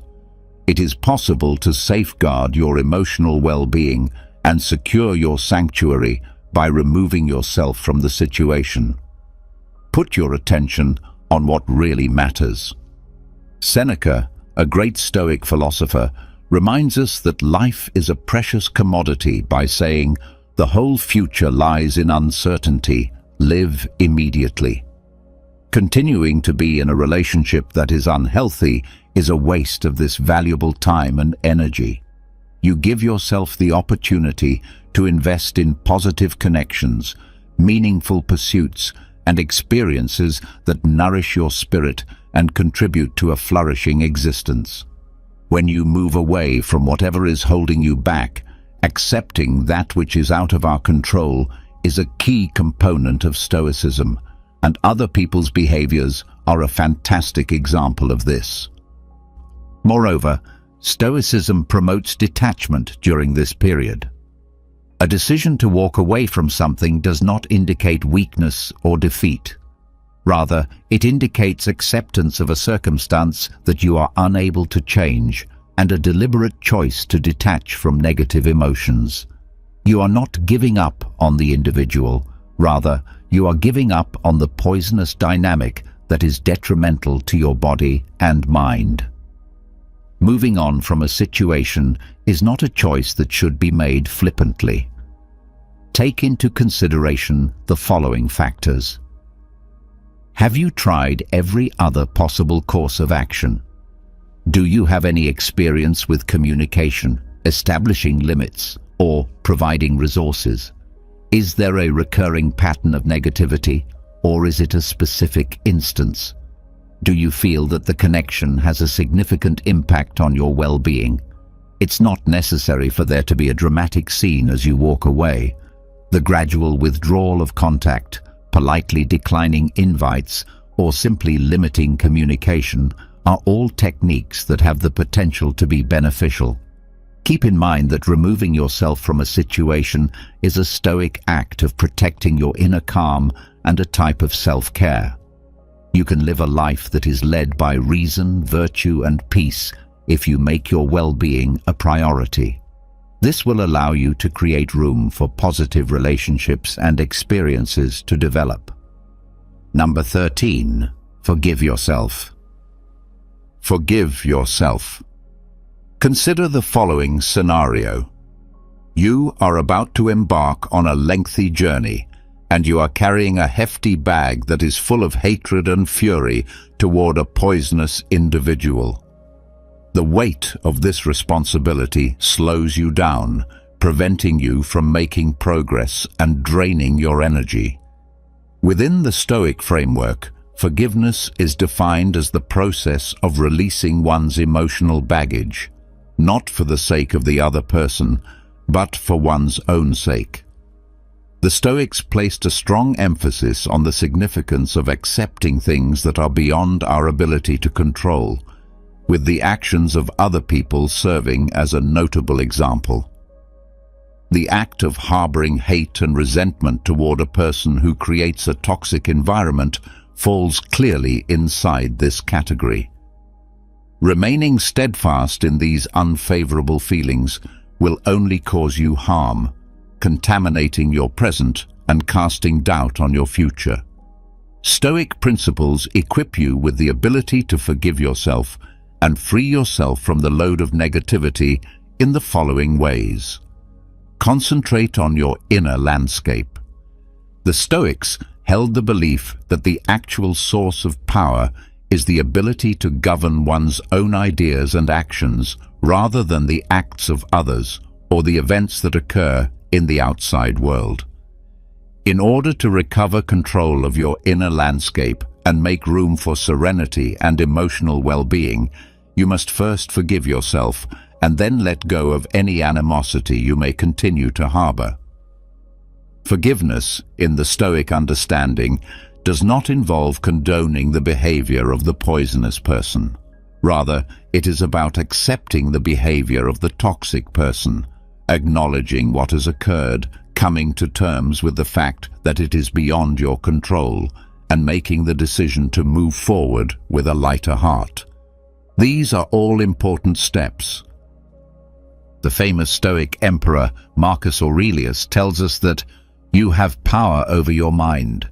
You do not have power over events that occur outside of yourself. Make this a reality, and you will discover your strength. Your ability to forgive gives you the ability to reclaim this power. Finding a way to break the cycle of negativity. Resentment is a prison that one has created for oneself. If you continue to hold on to it, you are allowing the toxic person to continue to have a detrimental impact on your life, even though they are no longer there. A break in this cycle can be achieved by forgiving yourself, which will release you from the emotional shackles of the past. The process of forgiving oneself does not take place overnight. In order to foster forgiveness, here are some ways to do so. Recognize your feelings. The first thing you need to do is recognize the feelings of anger, hurt, or resentment that you are experiencing. When these feelings are repressed, it just serves to slow down the healing process. Practicing self-compassion entails treating oneself with the same empathy and consideration that you would provide to a friend experiencing a similar situation. Not only are you a victim of their negativity, but you are also a victim of their behavior. Make an effort to evaluate the event in an objective manner. Was the toxic individual acting maliciously, or were there other things at play that contributed to the situation? Transforming your point of view can help cultivate empathy and understanding, which in turn can pave the road for forgiveness. A gift is something that you offer to yourself, and forgiveness is a gift. You may make room for emotional healing, progress, and a life that is more rewarding by letting go of the burden of negativity. Imagine that you are going on your journey, your backpack lighter and your heart lighter, and that you are prepared to accept the adventures that are still to come with a renewed sense of strength and tranquility. You have the ability to convert yourself from a passive victim of toxic people into a resilient warrior of your inner peace by applying these 13 methods that are inspired by Stoic philosophical thought. Keep in mind that a life that is devoid of negativity is a life that is worth fighting for. It's easy for many men to fall into the trap of constantly chasing women. What begins as the pursuit of romance can quickly evolve into an exhausting and at times even desperate endeavor. But what if there's a more balanced and fulfilling way to approach relationships? What if happiness and peace could be found without tirelessly pursuing someone's affection? This search for clarity and emotional maturity brings us to the enduring wisdom of Stoicism, a philosophy that can teach us how to remain composed, gain insight, and build relationships rooted in respect and stability. Stoicism, an ancient philosophy originating in Greece, offers a thoughtful approach to life grounded in reason, virtue, and self-mastery. Its teachings have endured through centuries because they speak to the human experience in profound ways, including the realm of relationships. In this discussion, we will reflect on the teachings of Marcus Aurelius, one of the most celebrated Stoic philosophers, and discover how his wisdom can shift your perspective on women, love, and what it means to pursue a meaningful life. To understand why constantly chasing women might not be the wisest approach, we must first examine the psychological forces behind this behavior. Many men are driven to pursue women due to cultural conditioning, evolutionary impulses, or personal feelings of inadequacy. Society often praises the image of the tireless suitor, the relentless man who stops at nothing to win the heart of the one he desires. This romantic ideal can pressure men into feeling as though they must always prove their worth through grand gestures, persistent pursuit, or even manipulation. Yet, Stoicism invites us to pause, reflect, and consider the deeper consequences of such actions. Marcus Aurelius, the Roman emperor and devoted Stoic, offered numerous insights on the nature of desire and the human tendency to chase what lies beyond our control. In his Meditations he writes, "Despise not death, but welcome it, for nature wills it like all else." Applied to the context of romantic pursuit, this teaching serves as a reminder to accept the natural flow of life, rather than trying to force outcomes. When we pursue others from a place of desperation, we often encounter emotional fatigue, strained interactions, and a growing sense of dissatisfaction. Within the Stoic framework, the ultimate goal isn't the acquisition of external things, such as romantic partners, but rather the development of inner fortitude and peace. By focusing on what lies within our control, we are able to find contentment and joy that isn't dependent on external validation. Stoicism encourages us to turn inward, to stop trying to change others or manipulate circumstances, and instead work on transforming ourselves. Marcus Aurelius, a paragon of Stoic discipline, provides invaluable guidance for this inward journey. He famously wrote, "Waste no more time arguing about what a good man should be. Be one." When applied to relationships, this insight challenges us to embody the virtues we admire rather than seeking to shape someone else into our ideal. Instead of exhausting yourself chasing after women, commit to becoming a man of character, someone who lives with purpose, strength, and integrity. Virtue holds a central place in Stoic thought, and this extends naturally to our relationships.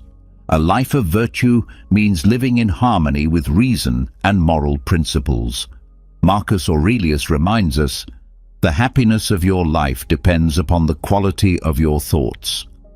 This wisdom is especially poignant when it comes to love and connection. Rather than directing all your energy outward, trying to capture someone's affection, channel it inward to cultivate wisdom, justice, courage, and self-discipline.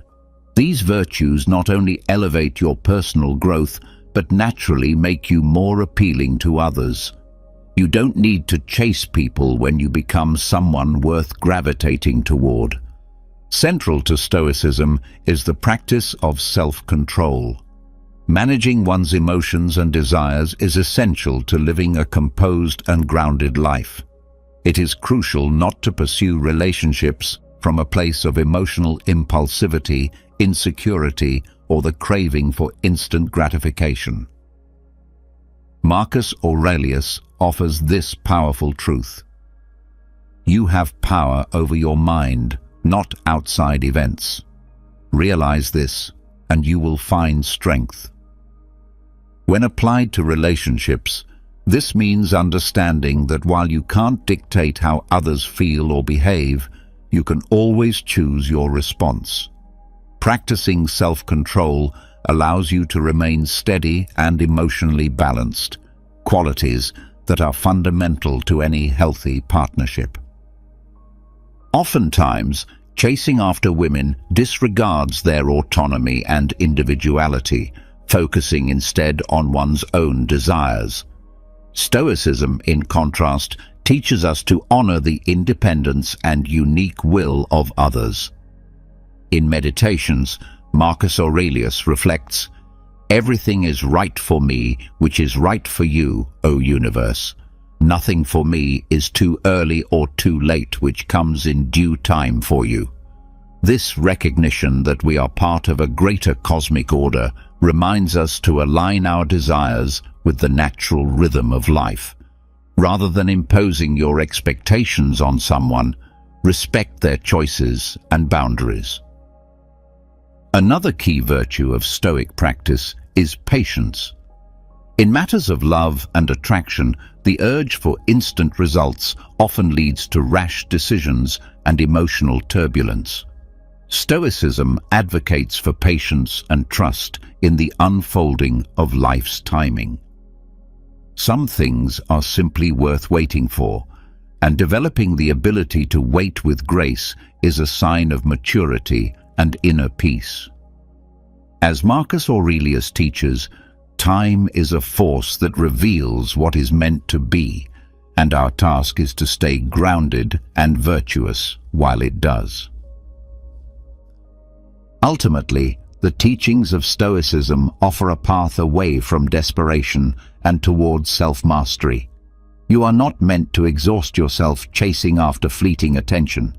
You are meant to grow, to evolve, and to become someone whose life naturally attracts meaningful connections. By embracing reason, cultivating virtue, practicing self-control, and respecting the flow of life, you can build relationships that are based on mutual respect, not relentless pursuit. Marcus Aurelius once offered timeless wisdom. The key to a fulfilling life lies in surrounding yourself with those who uplift you, individuals whose very presence inspires you to rise to your highest potential. Instead of impulsively chasing romantic pursuits, it is wiser to be patient and allow time to reveal whether there is genuine compatibility and emotional connection. Rejection is an inevitable and often painful part of dating and relationships. Many men experience rejection as a direct attack on their self-worth. reacting with anger, sadness, or frustration. However, Stoicism provides a different lens through which to view this experience. Marcus Aurelius taught, "Reject your sense of injury, and the injury itself disappears." This principle encourages a transformation in mindset. Rather than interpreting rejection as a personal failure or an assault on your value, consider it a vital opportunity for growth and self-understanding. Rejection does not determine your intrinsic worth. It is simply a natural rhythm in the larger symphony of life's experiences. A core tenet of Stoicism is the value of perspective, maintaining rationality and emotional balance in the face of both success and adversity. In relationships, this means not tying your happiness to the success or failure of romantic pursuits. Marcus Aurelius reminded us, "When you arise in the morning, think of what a precious privilege it is to be alive, to breathe, to think, to enjoy, to love."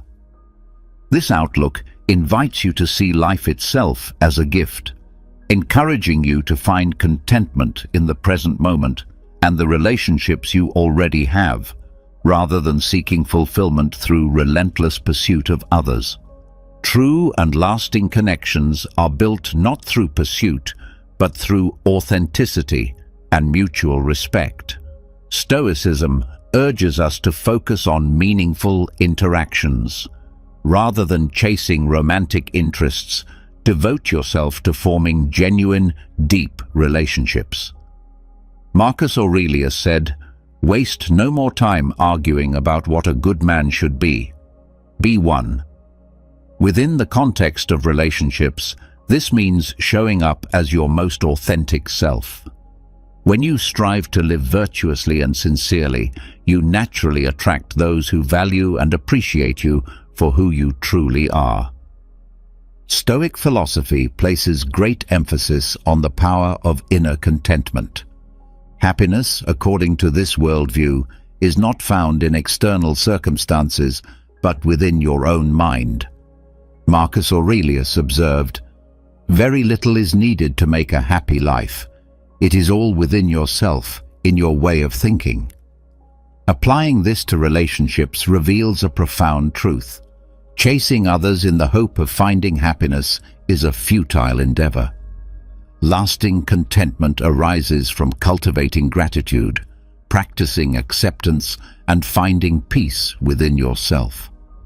One of the central ideas in Stoicism is freedom from attachment to external outcomes.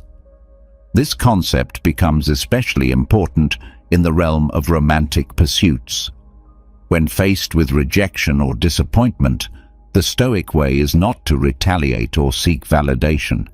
As Marcus Aurelius advised, the best revenge is to be unlike him who performed the injury. In relationships, this means refraining from petty responses and instead embracing emotional freedom.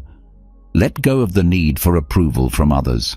Find strength in your own sufficiency and let that inner stability guide your actions. Stoicism also offers a distinctive and noble approach to love. It champions a love that is virtuous, selfless, and enduring. Marcus Aurelius stated, "The best way to avenge yourself is to not be like that." In terms of love, this implies rising above emotional games or manipulative tactics. True Stoic love is grounded in respect, understanding, and a spirit of selflessness. It's about lifting others up, not dragging them into emotional turmoil. This form of love seeks connection without control and honors others without demanding anything in return. Having explored the Stoic ideals that steer us away from chasing and toward a more meaningful experience of relationships, it's important to understand how to embody these teachings in daily life. Begin by dedicating time to self-reflection, a foundational practice in Stoicism. Reflect on your past relationships and observe the patterns that have emerged.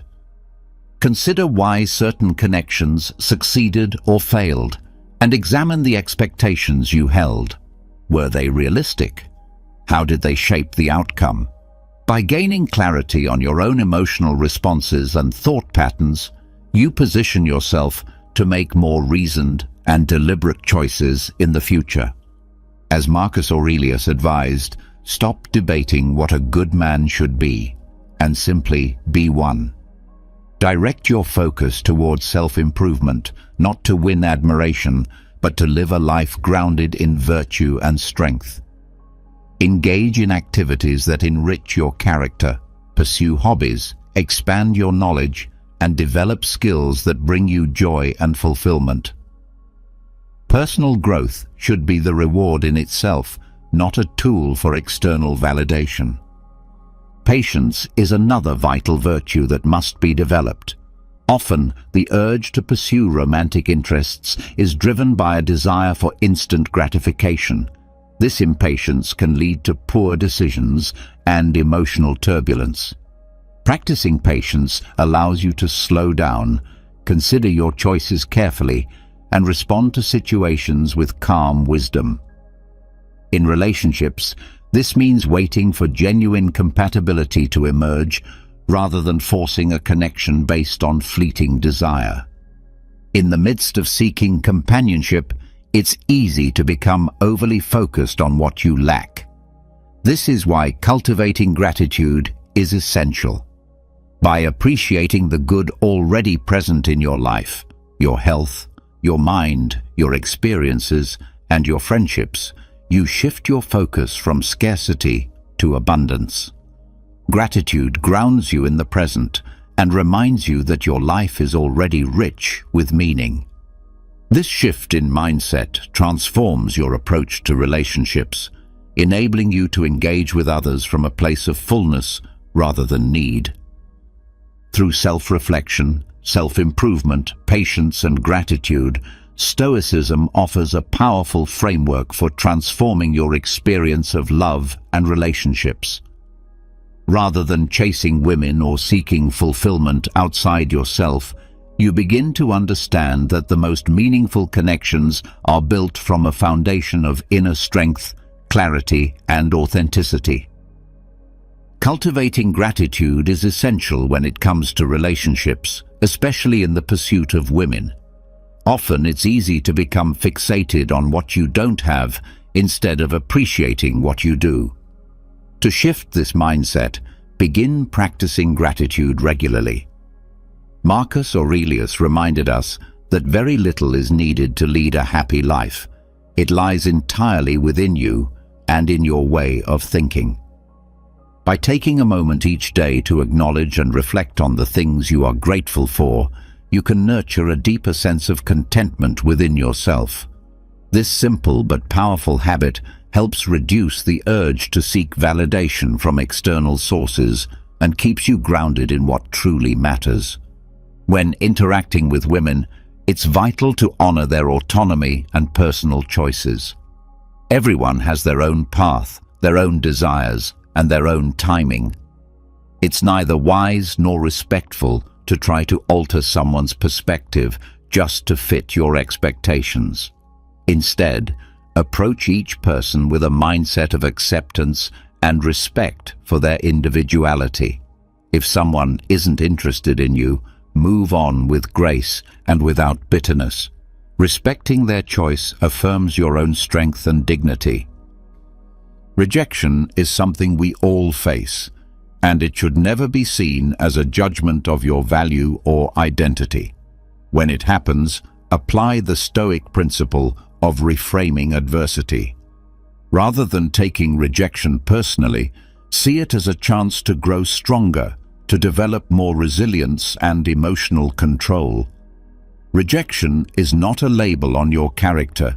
It is merely an event, a moment from which you can learn and evolve. Let it strengthen you rather than define you. Redirect your energy from chasing romantic pursuits to creating deeper, more meaningful connections. Focus on engaging with people in an authentic and respectful way. When you show genuine interest and bring sincerity to your interactions, you build relationships that are rooted in mutual understanding and respect. These kinds of bonds are more fulfilling and sustainable over time because they are based on real connection rather than superficial pursuits. A key teaching in Stoicism is to let go of the constant need for external validation. Instead of seeking approval or attention from others, turn inward and cultivate a strong sense of self-worth. When you become emotionally self-sufficient and confident in who you are, you free yourself from chasing validation through relationships or public approval.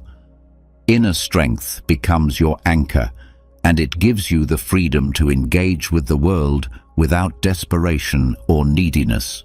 Emotional control is another pillar of Stoic practice and plays a crucial role in healthy relationships. Learning to manage your emotions and maintain your composure, even in emotionally charged situations, allows you to navigate relationship dynamics with clarity and integrity. When you stay calm and rational, you are better equipped to handle misunderstandings and conflicts without becoming reactive or losing your sense of self. Stoicism also encourages the pursuit of love that is grounded in virtue.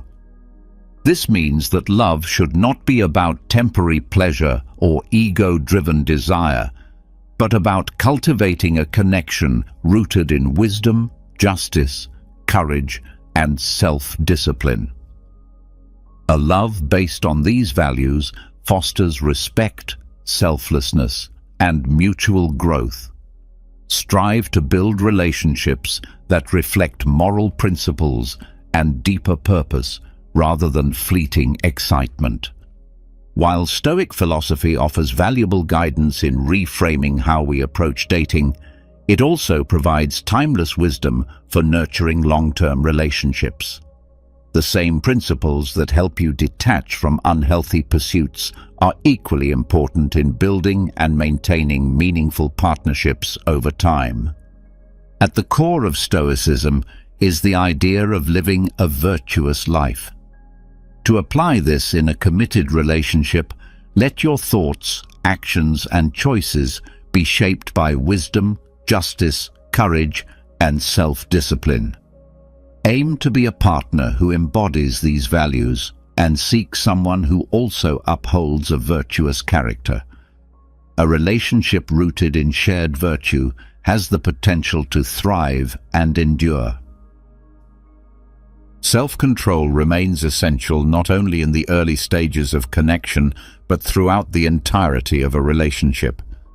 Whether dealing with disagreements, stress, or daily challenges, your ability to pause, reflect, and respond with reason rather than impulse is crucial.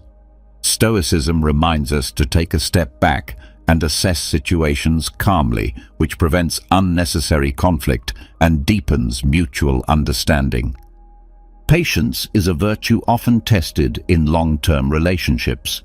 As time passes, challenges will arise, and not everything will unfold according to your expectations. Stoicism teaches you to accept this reality with grace. Embracing patience allows you to face difficulties with a long view, appreciating that growth takes time. Through patience, you strengthen your relationship and cultivate a deeper appreciation for the journey you're on together. Just as you respected a woman's autonomy during courtship, it's vital to continue honoring your partner's individuality in a committed relationship.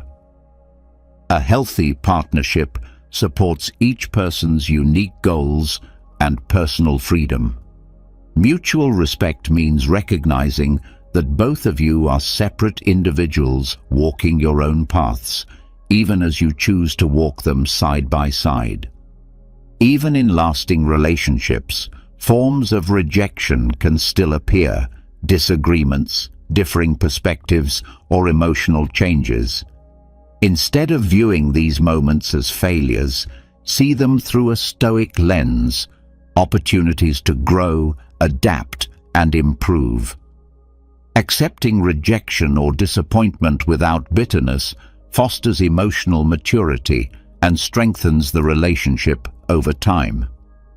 As your relationship deepens, keep nurturing the connection that brought you together. Never stop investing in open communication, shared values, and mutual respect. These elements are the bedrock of any lasting partnership. Continue building on that foundation with honesty and presence, so the relationship remains authentic and deeply rewarding as it evolves. Ultimately, Stoicism teaches that true fulfillment doesn't come from outside of us, but from within. In a long-term relationship, this means understanding that your partner is not responsible for your inner peace or happiness. You must cultivate contentment within yourself, independent of your external circumstances. This self-sourced serenity enriches your relationship and makes you a more stable, supportive, and loving partner. This means that you should not depend on your partner to consistently provide you with happiness or fulfillment. Instead, focus on cultivating contentment within yourself and share that sense of inner peace with your partner. True happiness and fulfillment come from within, and by nurturing your own well-being, you can bring a sense of calm and joy to the relationship, enhancing both your life and your partner's. In long-term relationships, it's important to avoid becoming overly attached in a way that could harm both individuals. Stoicism teaches the value of maintaining freedom from attachment to external factors, even when you are deeply committed to someone. This sense of freedom allows you to love your partner without becoming dependent on them for your happiness. The ability to love freely without relying on your partner for emotional stability strengthens the relationship and fosters a healthier connection. Stoic love, especially in long-term relationships, is a form of love that transcends temporary desires and is characterized by selflessness, understanding, and a commitment to the well-being of your partner. This type of love seeks to uplift both individuals, prioritizing the growth and improvement of each person involved. Rather than being driven by fleeting attractions or emotions, Stoic love focuses on a deeper connection based on mutual respect and support. Maintaining emotional control is a cornerstone of any successful long-term relationship. While the early stages of a relationship may be filled with passion, the real test comes with the passage of time. Long-term relationships will inevitably challenge your emotional stability, but Stoicism equips you with the tools to remain composed and rational even when dealing with complex dynamics. The ability to control your emotions, respond calmly to difficulties, and remain grounded during tough times will help ensure that your relationship remains strong and fulfilling over time. As you continue on your journey in a long-term relationship, the Stoic principles you've embraced offer invaluable guidance in navigating the ups and downs. These teachings, particularly those of Marcus Aurelius, emphasize the importance of virtue, self-control, patience, respect, and emotional composure. By integrating these ideals into your daily life, you can build a lasting relationship rooted in mutual growth, respect, and a profound connection. In doing so, you not only avoid the temptation to chase after fleeting desires, but also cultivate a bond that brings lasting joy and contentment. By embracing the Stoic path to love and relationships, you align yourself with a philosophy that fosters lasting happiness. Remember the wisdom of Marcus Aurelius, who said, "The happiness of your life depends upon the quality of your thoughts." By applying these Stoic teachings, you can nurture a fulfilling, enduring, and virtuous long-term relationship, one where happiness is found within yourself and shared harmoniously with your partner. Have you ever felt like time is slipping away from you in the blink of an eye? But what if I told you it's not just time passing you by? What if some of your everyday routines, those habits you believe are harmless, are quietly chipping away at your youth and energy? Many of these so-called small habits are silently aging both your body and mind without your awareness. Yes, I'm referring to those overlooked details in your daily life that seem insignificant. You might think everything is under control, but in reality, they're gradually wearing you down. Stoic philosophy urges us to focus on what truly matters, to conserve our energy for the things that bring us inner peace. But let me ask you, are you really prioritizing the essentials in your life? Perhaps it's time to stop sabotaging yourself and uncover those habits that you need to let go of, starting today. Make sure you stick around until the end, because the final point might just shock you. But before we dive in, I want to share a story that reveals the deeper truth behind this message. There once was a man named Andrew who lived in a peaceful village. He was a diligent farmer, well respected for the quality of his crops and his unwavering work ethic.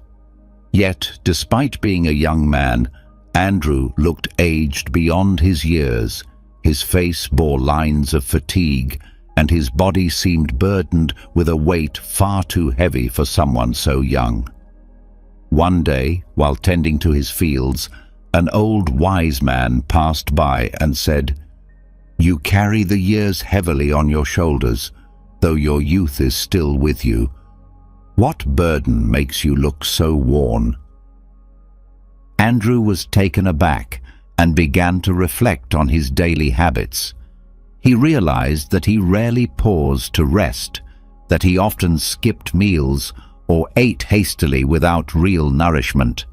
He barely drank enough water, and he hardly slept. His nights were restless, filled with anxiety over his harvest. To fight off exhaustion, he relied heavily on caffeine and sugar.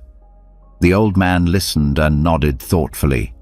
"Andrew," he said, "bad habits are like drops of water on a rock. They seem harmless, but over time they carve deep scars. Not sleeping well, neglecting your body, relying on stimulants that give quick energy but drain you in the long run. All these cause your body to age before its time." Curious and concerned, Andrew asked how he could change this. The old man responded, "Care for your body as you would your crops. Give it rest. Nourish it with what truly feeds it. Good habits, when cultivated, will restore your strength and bring vitality back into your life." From that day, Andrew made small but intentional changes. He began sleeping better, staying hydrated, and reducing his intake of stimulants. Gradually, people around him noticed the difference. His eyes sparkled again, his skin looked healthier, and his energy returned. He had learned a powerful truth. Those little habits we ignore can slowly drain the life from us, and if we're not mindful, we might wither without even noticing. Just as a plant needs consistent care to grow strong and vibrant, so too does our body need love, rest, and attention. The takeaway from Andrew's story is clear. What we perceive as minor, everyday routines might actually be silently exhausting us. If we truly want to preserve our well-being, we must first look at how we live. Before we explore the first lesson, if you find value in these insights, I encourage you to subscribe, turn on notifications, and stay connected so you never miss new content that can help you improve your life. Let's begin by talking about one of the most common yet underestimated habits: not getting enough sleep.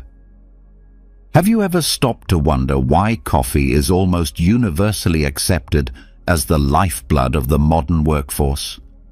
It's because so many of us are functioning on less than the recommended 8 hours of sleep each night. We've glorified sleep deprivation, thinking it's a symbol of drive and ambition, an emblem of success. But here's the truth bomb. Skimping on sleep isn't just draining your energy, it's accelerating your aging process faster than a banana left out in the sun. Let me explain. When you sleep, your body enters repair mode. It's like a crew of miniature workers set to restore and upgrade everything that got worn down during the day. They patch up tissues, regenerate cells, and help you bounce back from stress. But if you cut that work shift short, don't be surprised when you wake up with new wrinkles, dark circles under your eyes, big enough to hide a kitten, and skin that looks like a deflated balloon. Sleep deprivation doesn't just make you feel groggy, it disrupts your circulation, leaving your cells undernourished. It's like throwing a party, but forgetting to invite enough guests. Everything feels off, and the results are chaotic. So how did we get here? Beyond the obvious love-hate relationship with your alarm clock, certain nighttime habits creep in like a silent cat. Binge-watching shows until sunrise, constantly checking your phone for the next meme, or guzzling caffeine like you're preparing for an apocalypse. All of these habits combine into a perfect storm, a recipe called How to Become a Premature Zombie. So how do you reverse this trajectory? The answer is refreshingly simple. Establish a routine. Your body craves consistency, so try to go to bed and wake up at the same time every day. It doesn't have to be perfect. It's about giving yourself the grace to rest. Create a sleep-friendly environment. Embrace the darkness, draw the curtains, turn off the lights.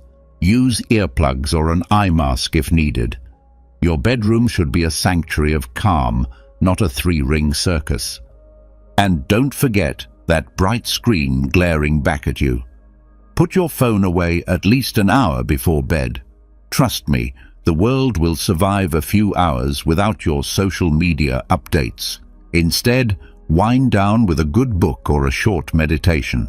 Stoic philosophy reminds us to seek calm amid the storm, so bring that wisdom into your nights. You'll soon feel the difference, and next time you feel smug about pulling another all-nighter, remember your body is filing a complaint. You're fast-tracking the aging process. Care for yourself, because in this one precious life, there is no reset button. And if all else fails, remember this. True wisdom isn't measured in hours worked, but in the quality of your rest.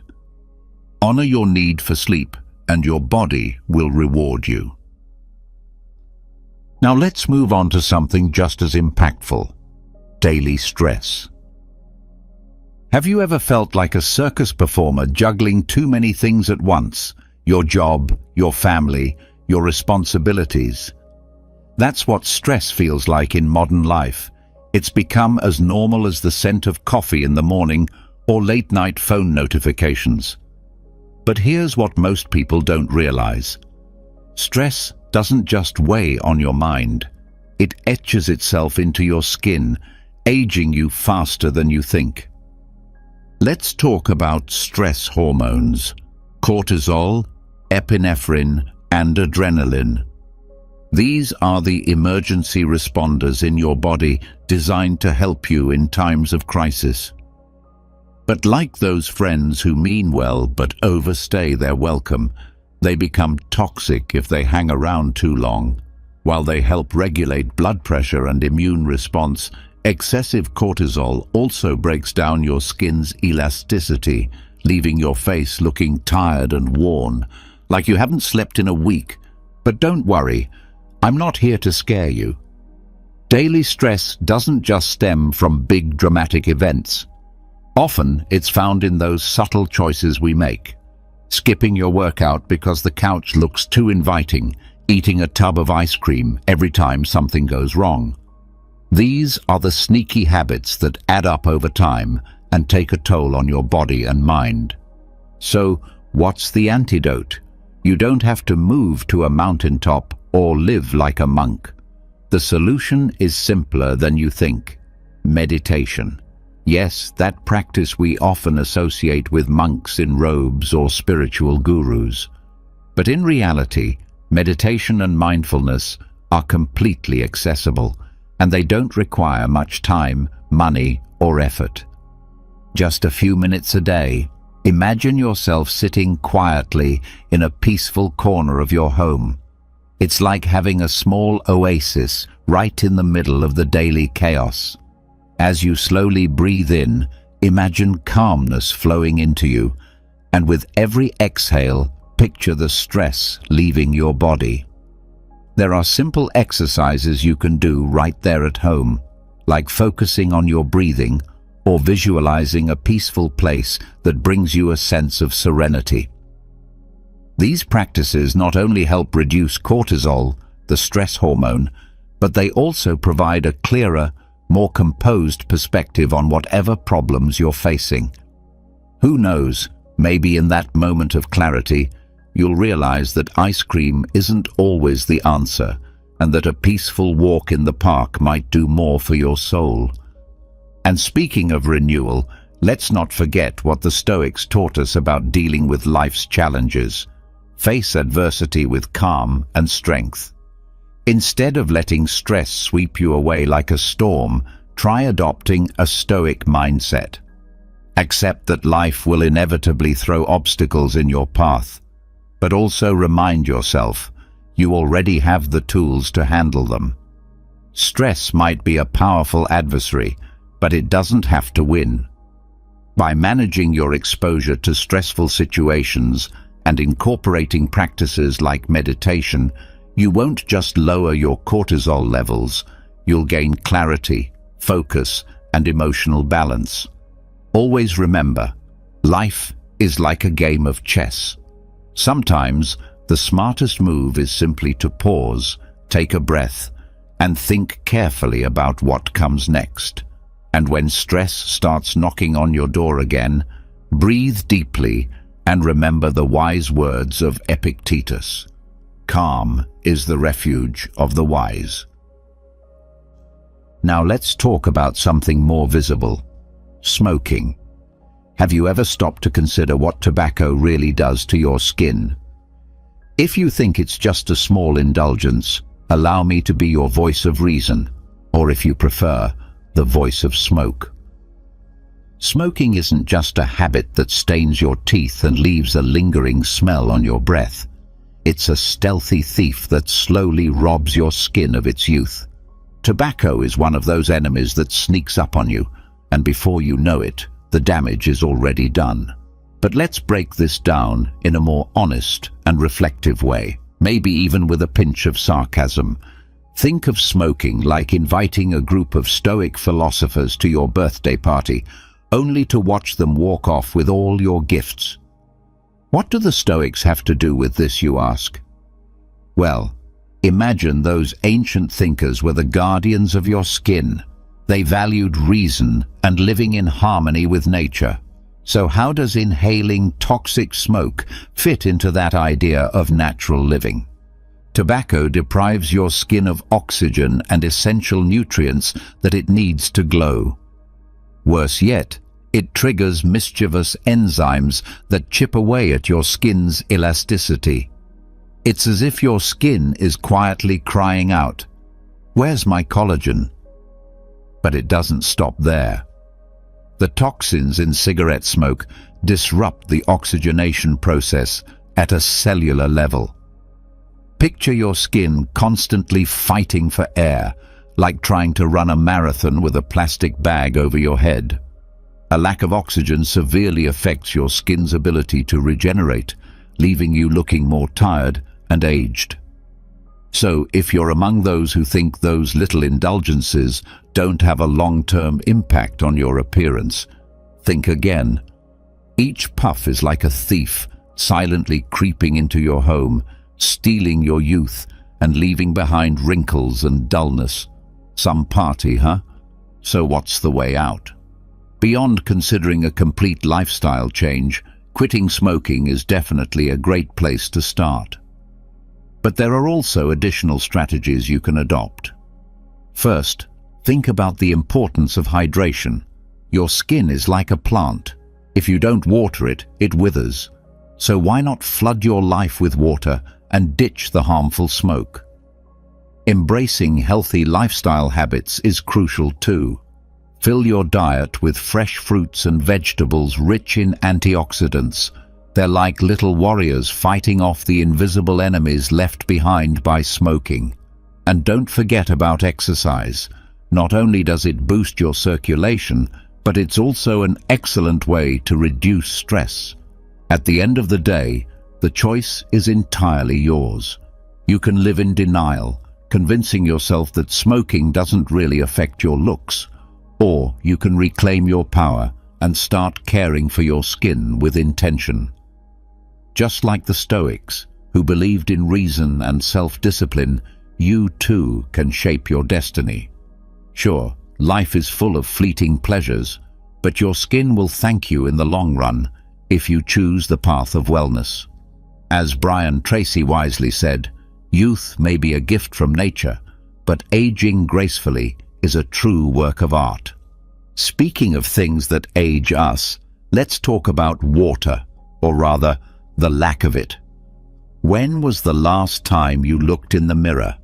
If it's been a while, you might be in for a surprise that looks like something straight out of a horror flick. Yes, your skin might not be the vibrant, glowing masterpiece it once was. And why? Because you're probably not drinking enough water. Come on, let's be honest. Drinking a couple of liters of water a day isn't exactly climbing Everest. But somehow, in the hustle of modern life, it often feels like we don't even have time to fill a glass. And yet, hydration is about so much more than just quenching thirst. Think of your skin again as a plant. Water it well, and it blooms. Let it dry out, and it withers. When you neglect water, your skin becomes dull and rough. You're not just hurting your appearance, you're also building up toxins like a walking, talking landfill. According to experts, men should aim for around 2.5 liters of water a day. That's about 11 cups, like you're preparing for some hydration championship. Women need about 2 liters, or roughly 8 cups, to maintain balance. But let's be real. Most of us don't even come close to those numbers. Life gets in the way. Work, social media, the endless streaming of your favorite series, all these distractions leave us wandering through life dehydrated, like a human desert. Fixing this isn't as hard as it sounds. Make hydration a habit. Carry a water bottle with you everywhere and think of it as your most loyal companion, always whispering, "Hey, don't forget about me." Tie your water intake to specific parts of your day. Drink a glass every time you sit down to work or after you complete a task. This way, hydration becomes a part of your rhythm, not just something you remember when your throat gets dry. If plain water feels dull, spice it up with a few slices of lemon, cucumber, or mint. Suddenly, your boring drink turns into something worthy of a high-end spa, right in your kitchen. And yes, this is where Stoic philosophy makes another entrance. It may sound odd to bring up ancient thinkers in a conversation about water, but hear me out. The Stoics taught us to focus on what we can control and let go of what we cannot. If you can't change the dullness in your skin overnight, you can at least make the conscious choice to drink more water today. It's a small step, but one that carries great impact. In the end, ignoring hydration may seem harmless, but it's one of those tiny habits that lead you directly down the path of premature aging. If you care about your skin and your health overall, drinking enough water should be non-negotiable. Think of your body as a sacred space. Like any temple, it requires regular care. Let me leave you with a little reflection. Life, my friend, is like water. If you don't care for it, it vanishes before you even realize it's gone. And now, let's dive into another sneaky culprit: caffeine. That magical potion we cling to in the morning as if it were divine nectar, turning us from grumpy zombies into functioning humans. But have you ever really asked yourself if caffeine is your loyal ally or your secret saboteur? Let's face it, what starts as a harmless ritual can quickly spiral into a jittery dependence that leaves you wired, anxious, and crashing by midday. If you've ever questioned whether caffeine is lifting you up or dragging you down, this one's for you. Think of yourself as a high-performance sports car speeding down the highway. Coffee might be the fuel that powers you, but pour in too much and you're bound to crash. Stoicism teaches us the importance of moderation and self-control, and nowhere is that more relevant than in our daily caffeine habits. In moderate doses, caffeine isn't the enemy. It has antioxidants, and a couple of cups a day can even improve your concentration. But everything has a limit. Experts suggest sticking to no more than 2 caffeinated drinks per day. And if you're a fan of coffee, organic green tea, or black tea, you're in luck. Those are among the healthiest choices. But what happens if you ignore those guidelines? That's when the chaos kicks in. Caffeine overstimulates your nervous system like a hamster sprinting endlessly on a wheel. Your heart races, your mind becomes restless, and suddenly anxiety crashes the party like an unwanted guest. But don't worry, this isn't the end of your story. There are ways to escape the trap, and they begin with awareness, balance, and making wiser, more intentional choices. First, set a firm boundary. 2 cups, no more. Think of it as if you were a stoic, someone who chooses to forego temporary indulgence in favor of long-term well-being. If it feels like coffee has become your constant companion, it might be time for a serious self-reflection. Also, remember the golden 6-hour rule. Avoid consuming caffeine within 6 hours of your bedtime. It's a simple yet powerful guideline.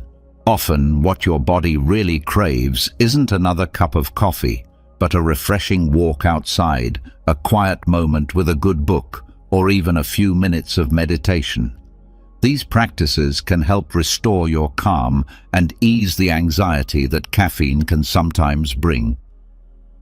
And if you find yourself caught in the endless loop of caffeine dependence, consider replacing some of your drinks with caffeine-free alternatives.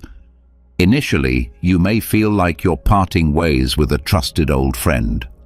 But just like the old saying reminds us, sometimes letting go is the only way to move forward. Caffeine can be your ally or your downfall, depending on how wisely you choose to use it.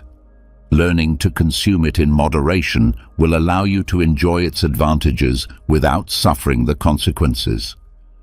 As the Stoics taught, balance is essential. So next time you're tempted to dive into a coffee binge, pause and consider your future self. Ask yourself if it's really worth the price. As Marcus Aurelius once noted, true strength lies not in what you take in, but in what you choose to leave out. Now let's talk about something equally vital: neglecting physical exercise. Have you noticed how the couch has become your best buddy? That warm, comfy space where you lounge for hours, binging shows or scrolling endlessly online. At best, maybe you're mentally planning your dream life while munching on a bag of chips. Ah, the sweet trap of a sedentary lifestyle.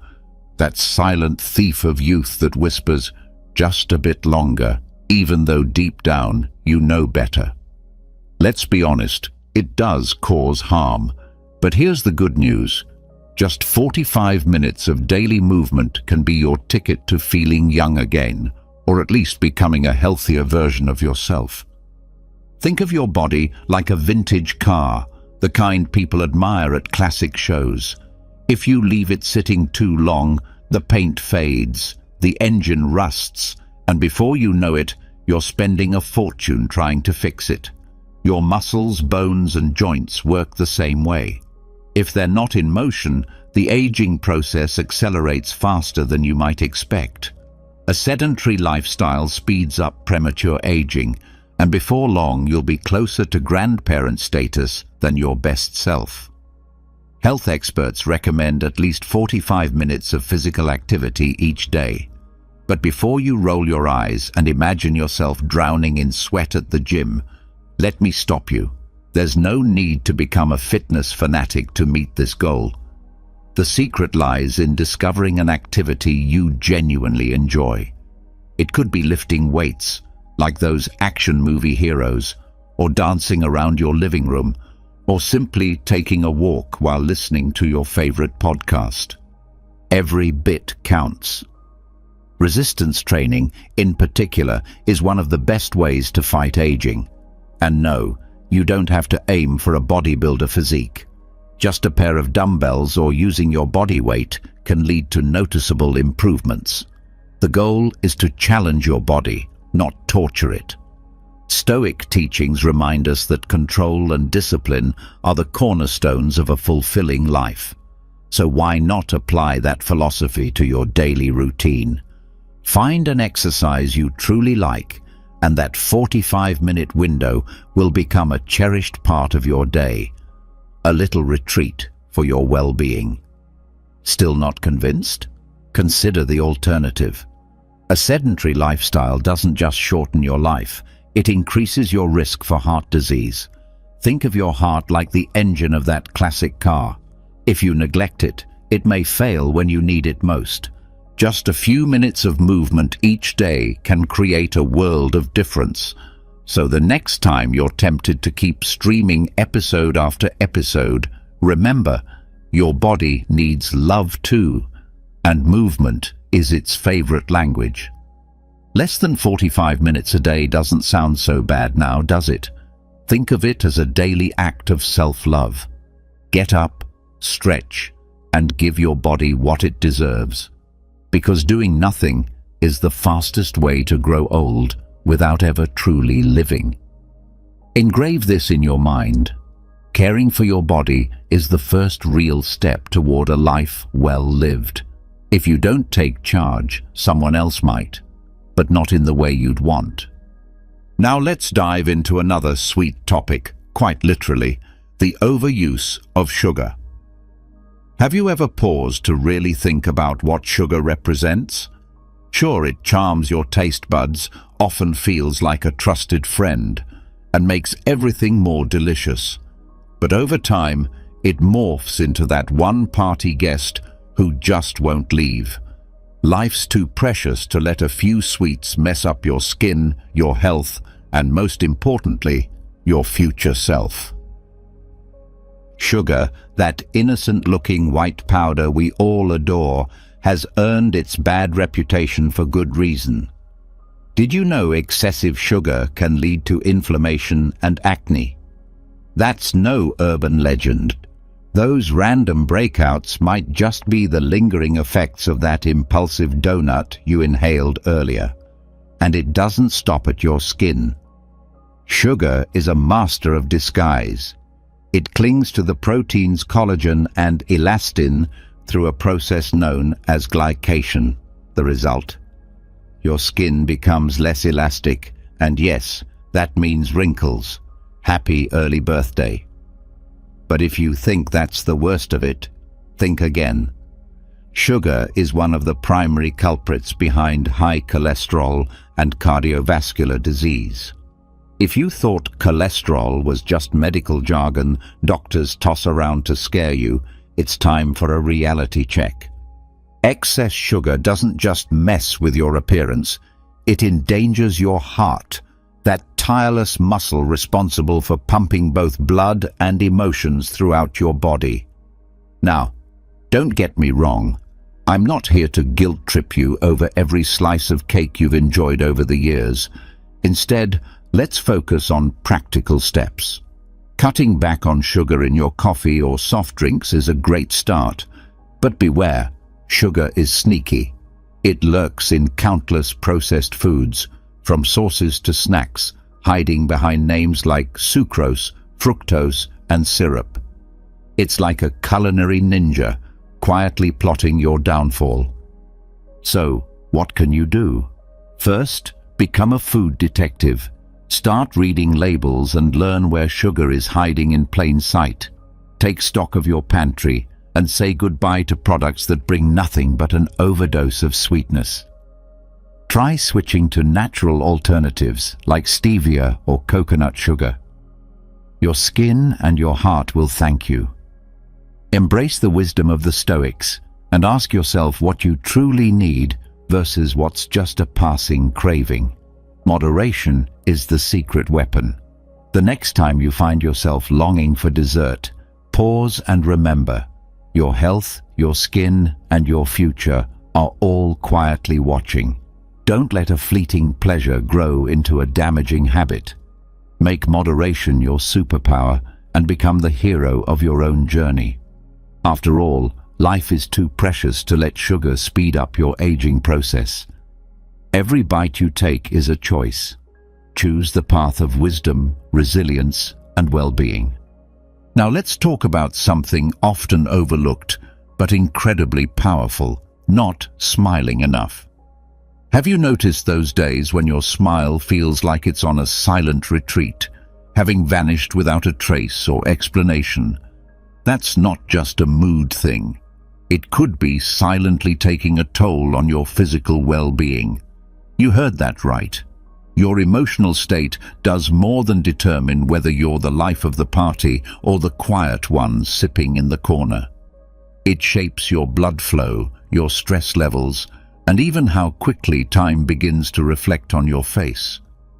Think aging is just a natural process. Think again. The Stoics, those ancient philosophers whose wisdom still resonates in our age of selfies and fast food, understood the value of keeping a tranquil mind amid life's storms. They knew life could feel like a fast-moving river, filled with sharp rocks and cold waters. But rather than complain, they believed in building a small boat to float with resilience. Laughter, dear friend, is that boat's engine. It doesn't just feel good, it's scientifically proven to help. And yes, even science agrees, when it comes to smiling, there's more than meets the eye. The role of blood vessels goes beyond simply circulating blood. They also help in reducing stress and, in the best scenarios, even contribute to keeping you a bit younger. And the best part? You don't need miracle creams to make it happen.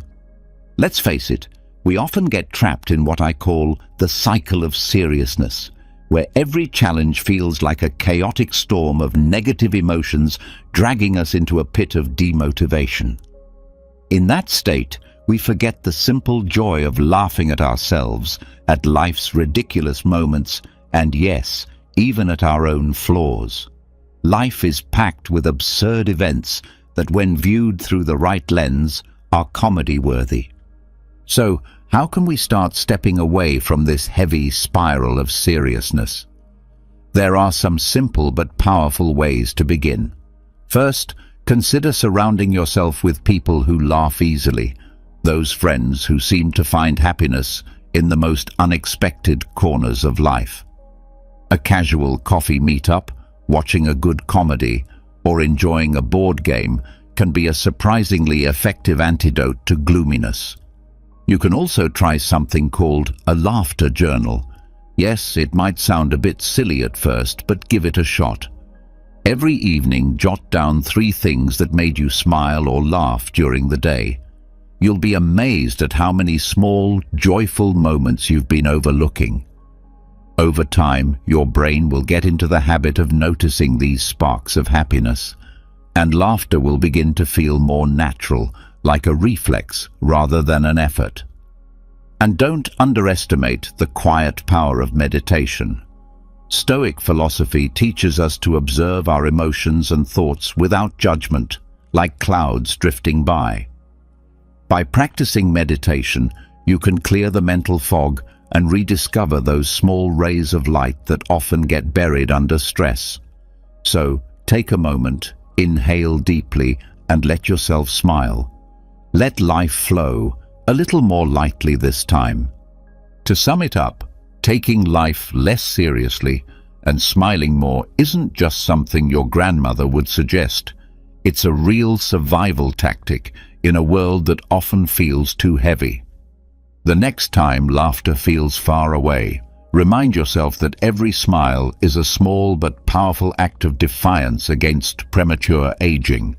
Laughter, in case it hasn't been said enough, is truly medicine, one without side effects, but filled with undeniable benefits.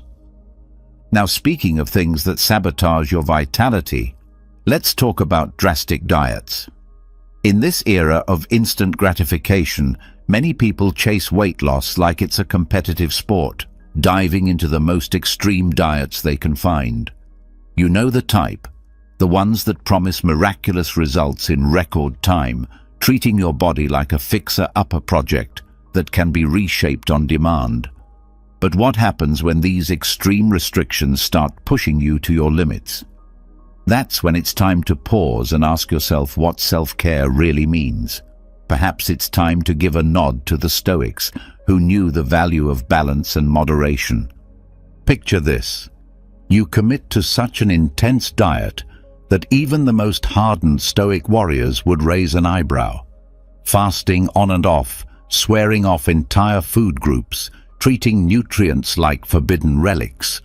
Sounds like a heroic health plan, right? Meanwhile, your mind is fantasizing about becoming the next social media transformation star, but your body is quietly screaming for help. The truth is, extreme dieting sends your system into panic mode, and not the kind that's amusing when you see dramatic before and after photos. It's the kind that can fast-forward your biological clock, leaving you looking older than you feel. Let's break it down. When you lose weight too quickly, your skin often doesn't have time to catch up. The elasticity that once gave your skin a firm, youthful look begins to fade, and what's left can resemble a balloon that's lost its air, wrinkled and saggy. Imagine that. You want to look amazing for a party, but you end up looking like you've been wandering in a desert for a decade. So what's the solution? The Stoics would remind us, moderation and self-care are key. Instead of falling into the trap of fad diets, embrace a more mindful approach. Picture this, not eliminating entire food groups, but adopting a conscious way of eating where you actually listen to your body and nourish it with what it needs. That could mean savoring a piece of rich chocolate while also enjoying a salad bursting with fresh, nutritious ingredients. It's about striking that sweet balance, a graceful dance between what you crave and what truly sustains you. A great way to start is by keeping a food journal, not just logging what you eat, but also how each meal makes you feel. You might be surprised to learn how much your mood and energy are affected by the choices on your plate. With time, you'll begin making more informed, thoughtful decisions, steering clear of the kind of craziness that only leads to more chaos. The next time you feel tempted by promises of quick-fix weight loss, remember, your body isn't some factory you can push into overdrive. It's a temple, one that deserves respect, patience, and love. As the Stoics might put it, moderation is essential for a well-lived life. Forget the extreme diets that leave you drained and depleted. What really matters is how you feel in your own skin, not the number on the scale. Don't fall for the illusion of instant results. True well-being is built gradually with care and intention, not with punishing food rules or trends that fade with the season. Speaking of taking care of yourself, let's talk about something people often ignore: sunscreen. Have you ever noticed how most people only think about using sunscreen when they're about to roast on the beach? But the reality is, the sun never takes a day off. Even when you're sitting in the shade, sipping coffee, UV rays are still sneaking through, like that uninvited guest who always finds a way into the party. So do yourself a favor. Start using sunscreen every single day. Think of it as life insurance for your skin, without the monthly payments or the fine print. Here's the deal. Solar radiation isn't just a summer problem. It's a daily threat. And from a Stoic point of view, you could think of the sun as one of life's unavoidable hardships. But while Stoicism teaches us to accept what we can't control, it also teaches us to take action where we can. Using sunscreen, at least SPF 30, is a smart, proactive move. Even on cloudy days, you're building a shield against early aging. It's like carrying an umbrella when the sky looks uncertain. It might not rain, but if it does, you're ready. Consider sunscreen your daily armor. The Stoics believed virtue was essential for a fulfilling life, so why not apply that same wisdom to caring for your skin? Making sunscreen a part of your morning routine isn't just a beauty tip, it's an investment in your future. If you skip it, you may find your skin aging faster than that of your friends who somehow seem to have found the fountain of youth. Do you really want to be the one everyone stares at with quiet pity at the next reunion? Putting on sunscreen shouldn't be an afterthought. It's a daily ritual, like brushing your teeth. And remember, reapplication matters. Sunscreen wears off, especially when you're at the beach, working out, or sweating under the summer sun. Reapply every 2 hours if you want real protection. Not all sunscreens are created equal either. Choose one that feels good on your skin, something that won't leave you greasier than a cheeseburger. There are lightweight formulas now, even ones with a touch of color that enhance your look while protecting your skin. And please, share the knowledge. Talk to your family and friends about the importance of daily sunscreen. You might just save someone from future regret or wrinkles. Don't be that person who only reaches for sunscreen when they're headed to the beach. That's like saying no to veggies because fries taste better. Your skin deserves more than that. Be the hero in your own story. Start protecting your skin now, before it's too late. Remember, life is full of choices, and this is one of the smarter ones. As any Hollywood icon would say, your skin is your first outfit, so protect it, and do it with flair. Now, let's touch on another silent mistake that many people make: not going to their medical checkups. Remember that little thrill of rebellion you felt the last time you skipped a doctor's appointment? As if avoiding it somehow gave you control over the system, as if not showing up for that routine visit made you free from all the medical jargon, the cryptic lab reports, and the eternally cheerful nurse who always smiles like she's in a competition. But here's the truth. That so-called freedom might actually be a gilded cage. It feels nice for a while, but it's still a trap. At the end of the day, medical checkups isn't just another tedious task to cross off your list. It's often a life-saving act that far too many people overlook.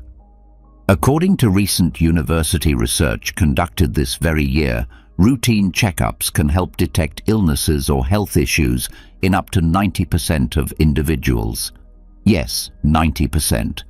If that statistic doesn't give you a strong reason to pick up the phone and schedule a doctor's appointment, it might be time to reassess your sense of logic. So, how often should you actually be seeing your doctor for a routine exam? The answer is as straightforward as picking something off a restaurant menu. Up to the age of 40, you're generally advised to get a checkup every 4 years. Between the ages of 40 and 60, things become a bit more serious, and a visit every 2 years is recommended. Once you cross the age of 60, regular yearly visits should become part of your normal routine, making you something of a familiar face in the waiting room. Here's something even more surprising. Many health insurance plans actually include free annual checkups. So if you're in the market for a new insurance provider, make sure those health screenings are part of the package. We live in a fast-paced world where time slips through our fingers and days turn into weeks before we even realize it. Amidst all that, taking a moment to care for your health might be the best and most meaningful gift you can give to yourself.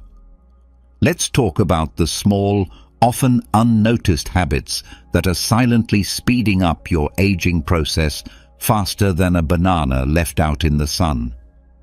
Modern life bombards us with temptations: fast food, non-stop stress, sleepless nights, and that late-night Netflix binge that feels like it'll never end. Every time you skip a routine medical exam, it's like giving a free meal to the beast called negligence. The truth is, some of the most harmful habits are the ones that creep in so subtly you hardly notice them. Smoking just one cigarette, skipping breakfast here and there, or reaching for snacks instead of meals. Then one day, you find yourself Googling mysterious symptoms, and spoiler alert, that rabbit hole never ends well. But don't worry, all is not lost. There are ways to shift direction, to start reclaiming control. Begin by adding small yet powerful habits into your daily rhythm. Maybe it's going for a 30-minute walk, enjoying a nutritious breakfast, or taking 5 minutes to simply breathe and meditate. Over time, these minor shifts can lead to major improvements in your physical health and mental clarity. They also train you to listen more closely to what your body is telling you, so that when it's time for your next checkup, you'll approach it with confidence, not dread or guilt. Life doesn't hit the pause button, and neither should you. Ignoring your checkups is like hoping it won't rain just because you don't want to get wet. But storms will come whether we like it or not. Don't let the daily grind dull your awareness. Take care of yourself the same way you so attentively care for your online presence. Health isn't just about not being sick. It's a full-spectrum sense of wellness, and sometimes the best way to measure it is through those regular appointments with your doctor. So, next time you're tempted to skip that follow-up or ignore that reminder call, remember what the Stoics taught us. True wisdom lies in foreseeing what may come and preparing for it in advance. Nelson Mandela once said that health is the first step toward achieving success, and he couldn't have been more right. So don't neglect that essential part of your journey. Make sure to check in on your health from time to time.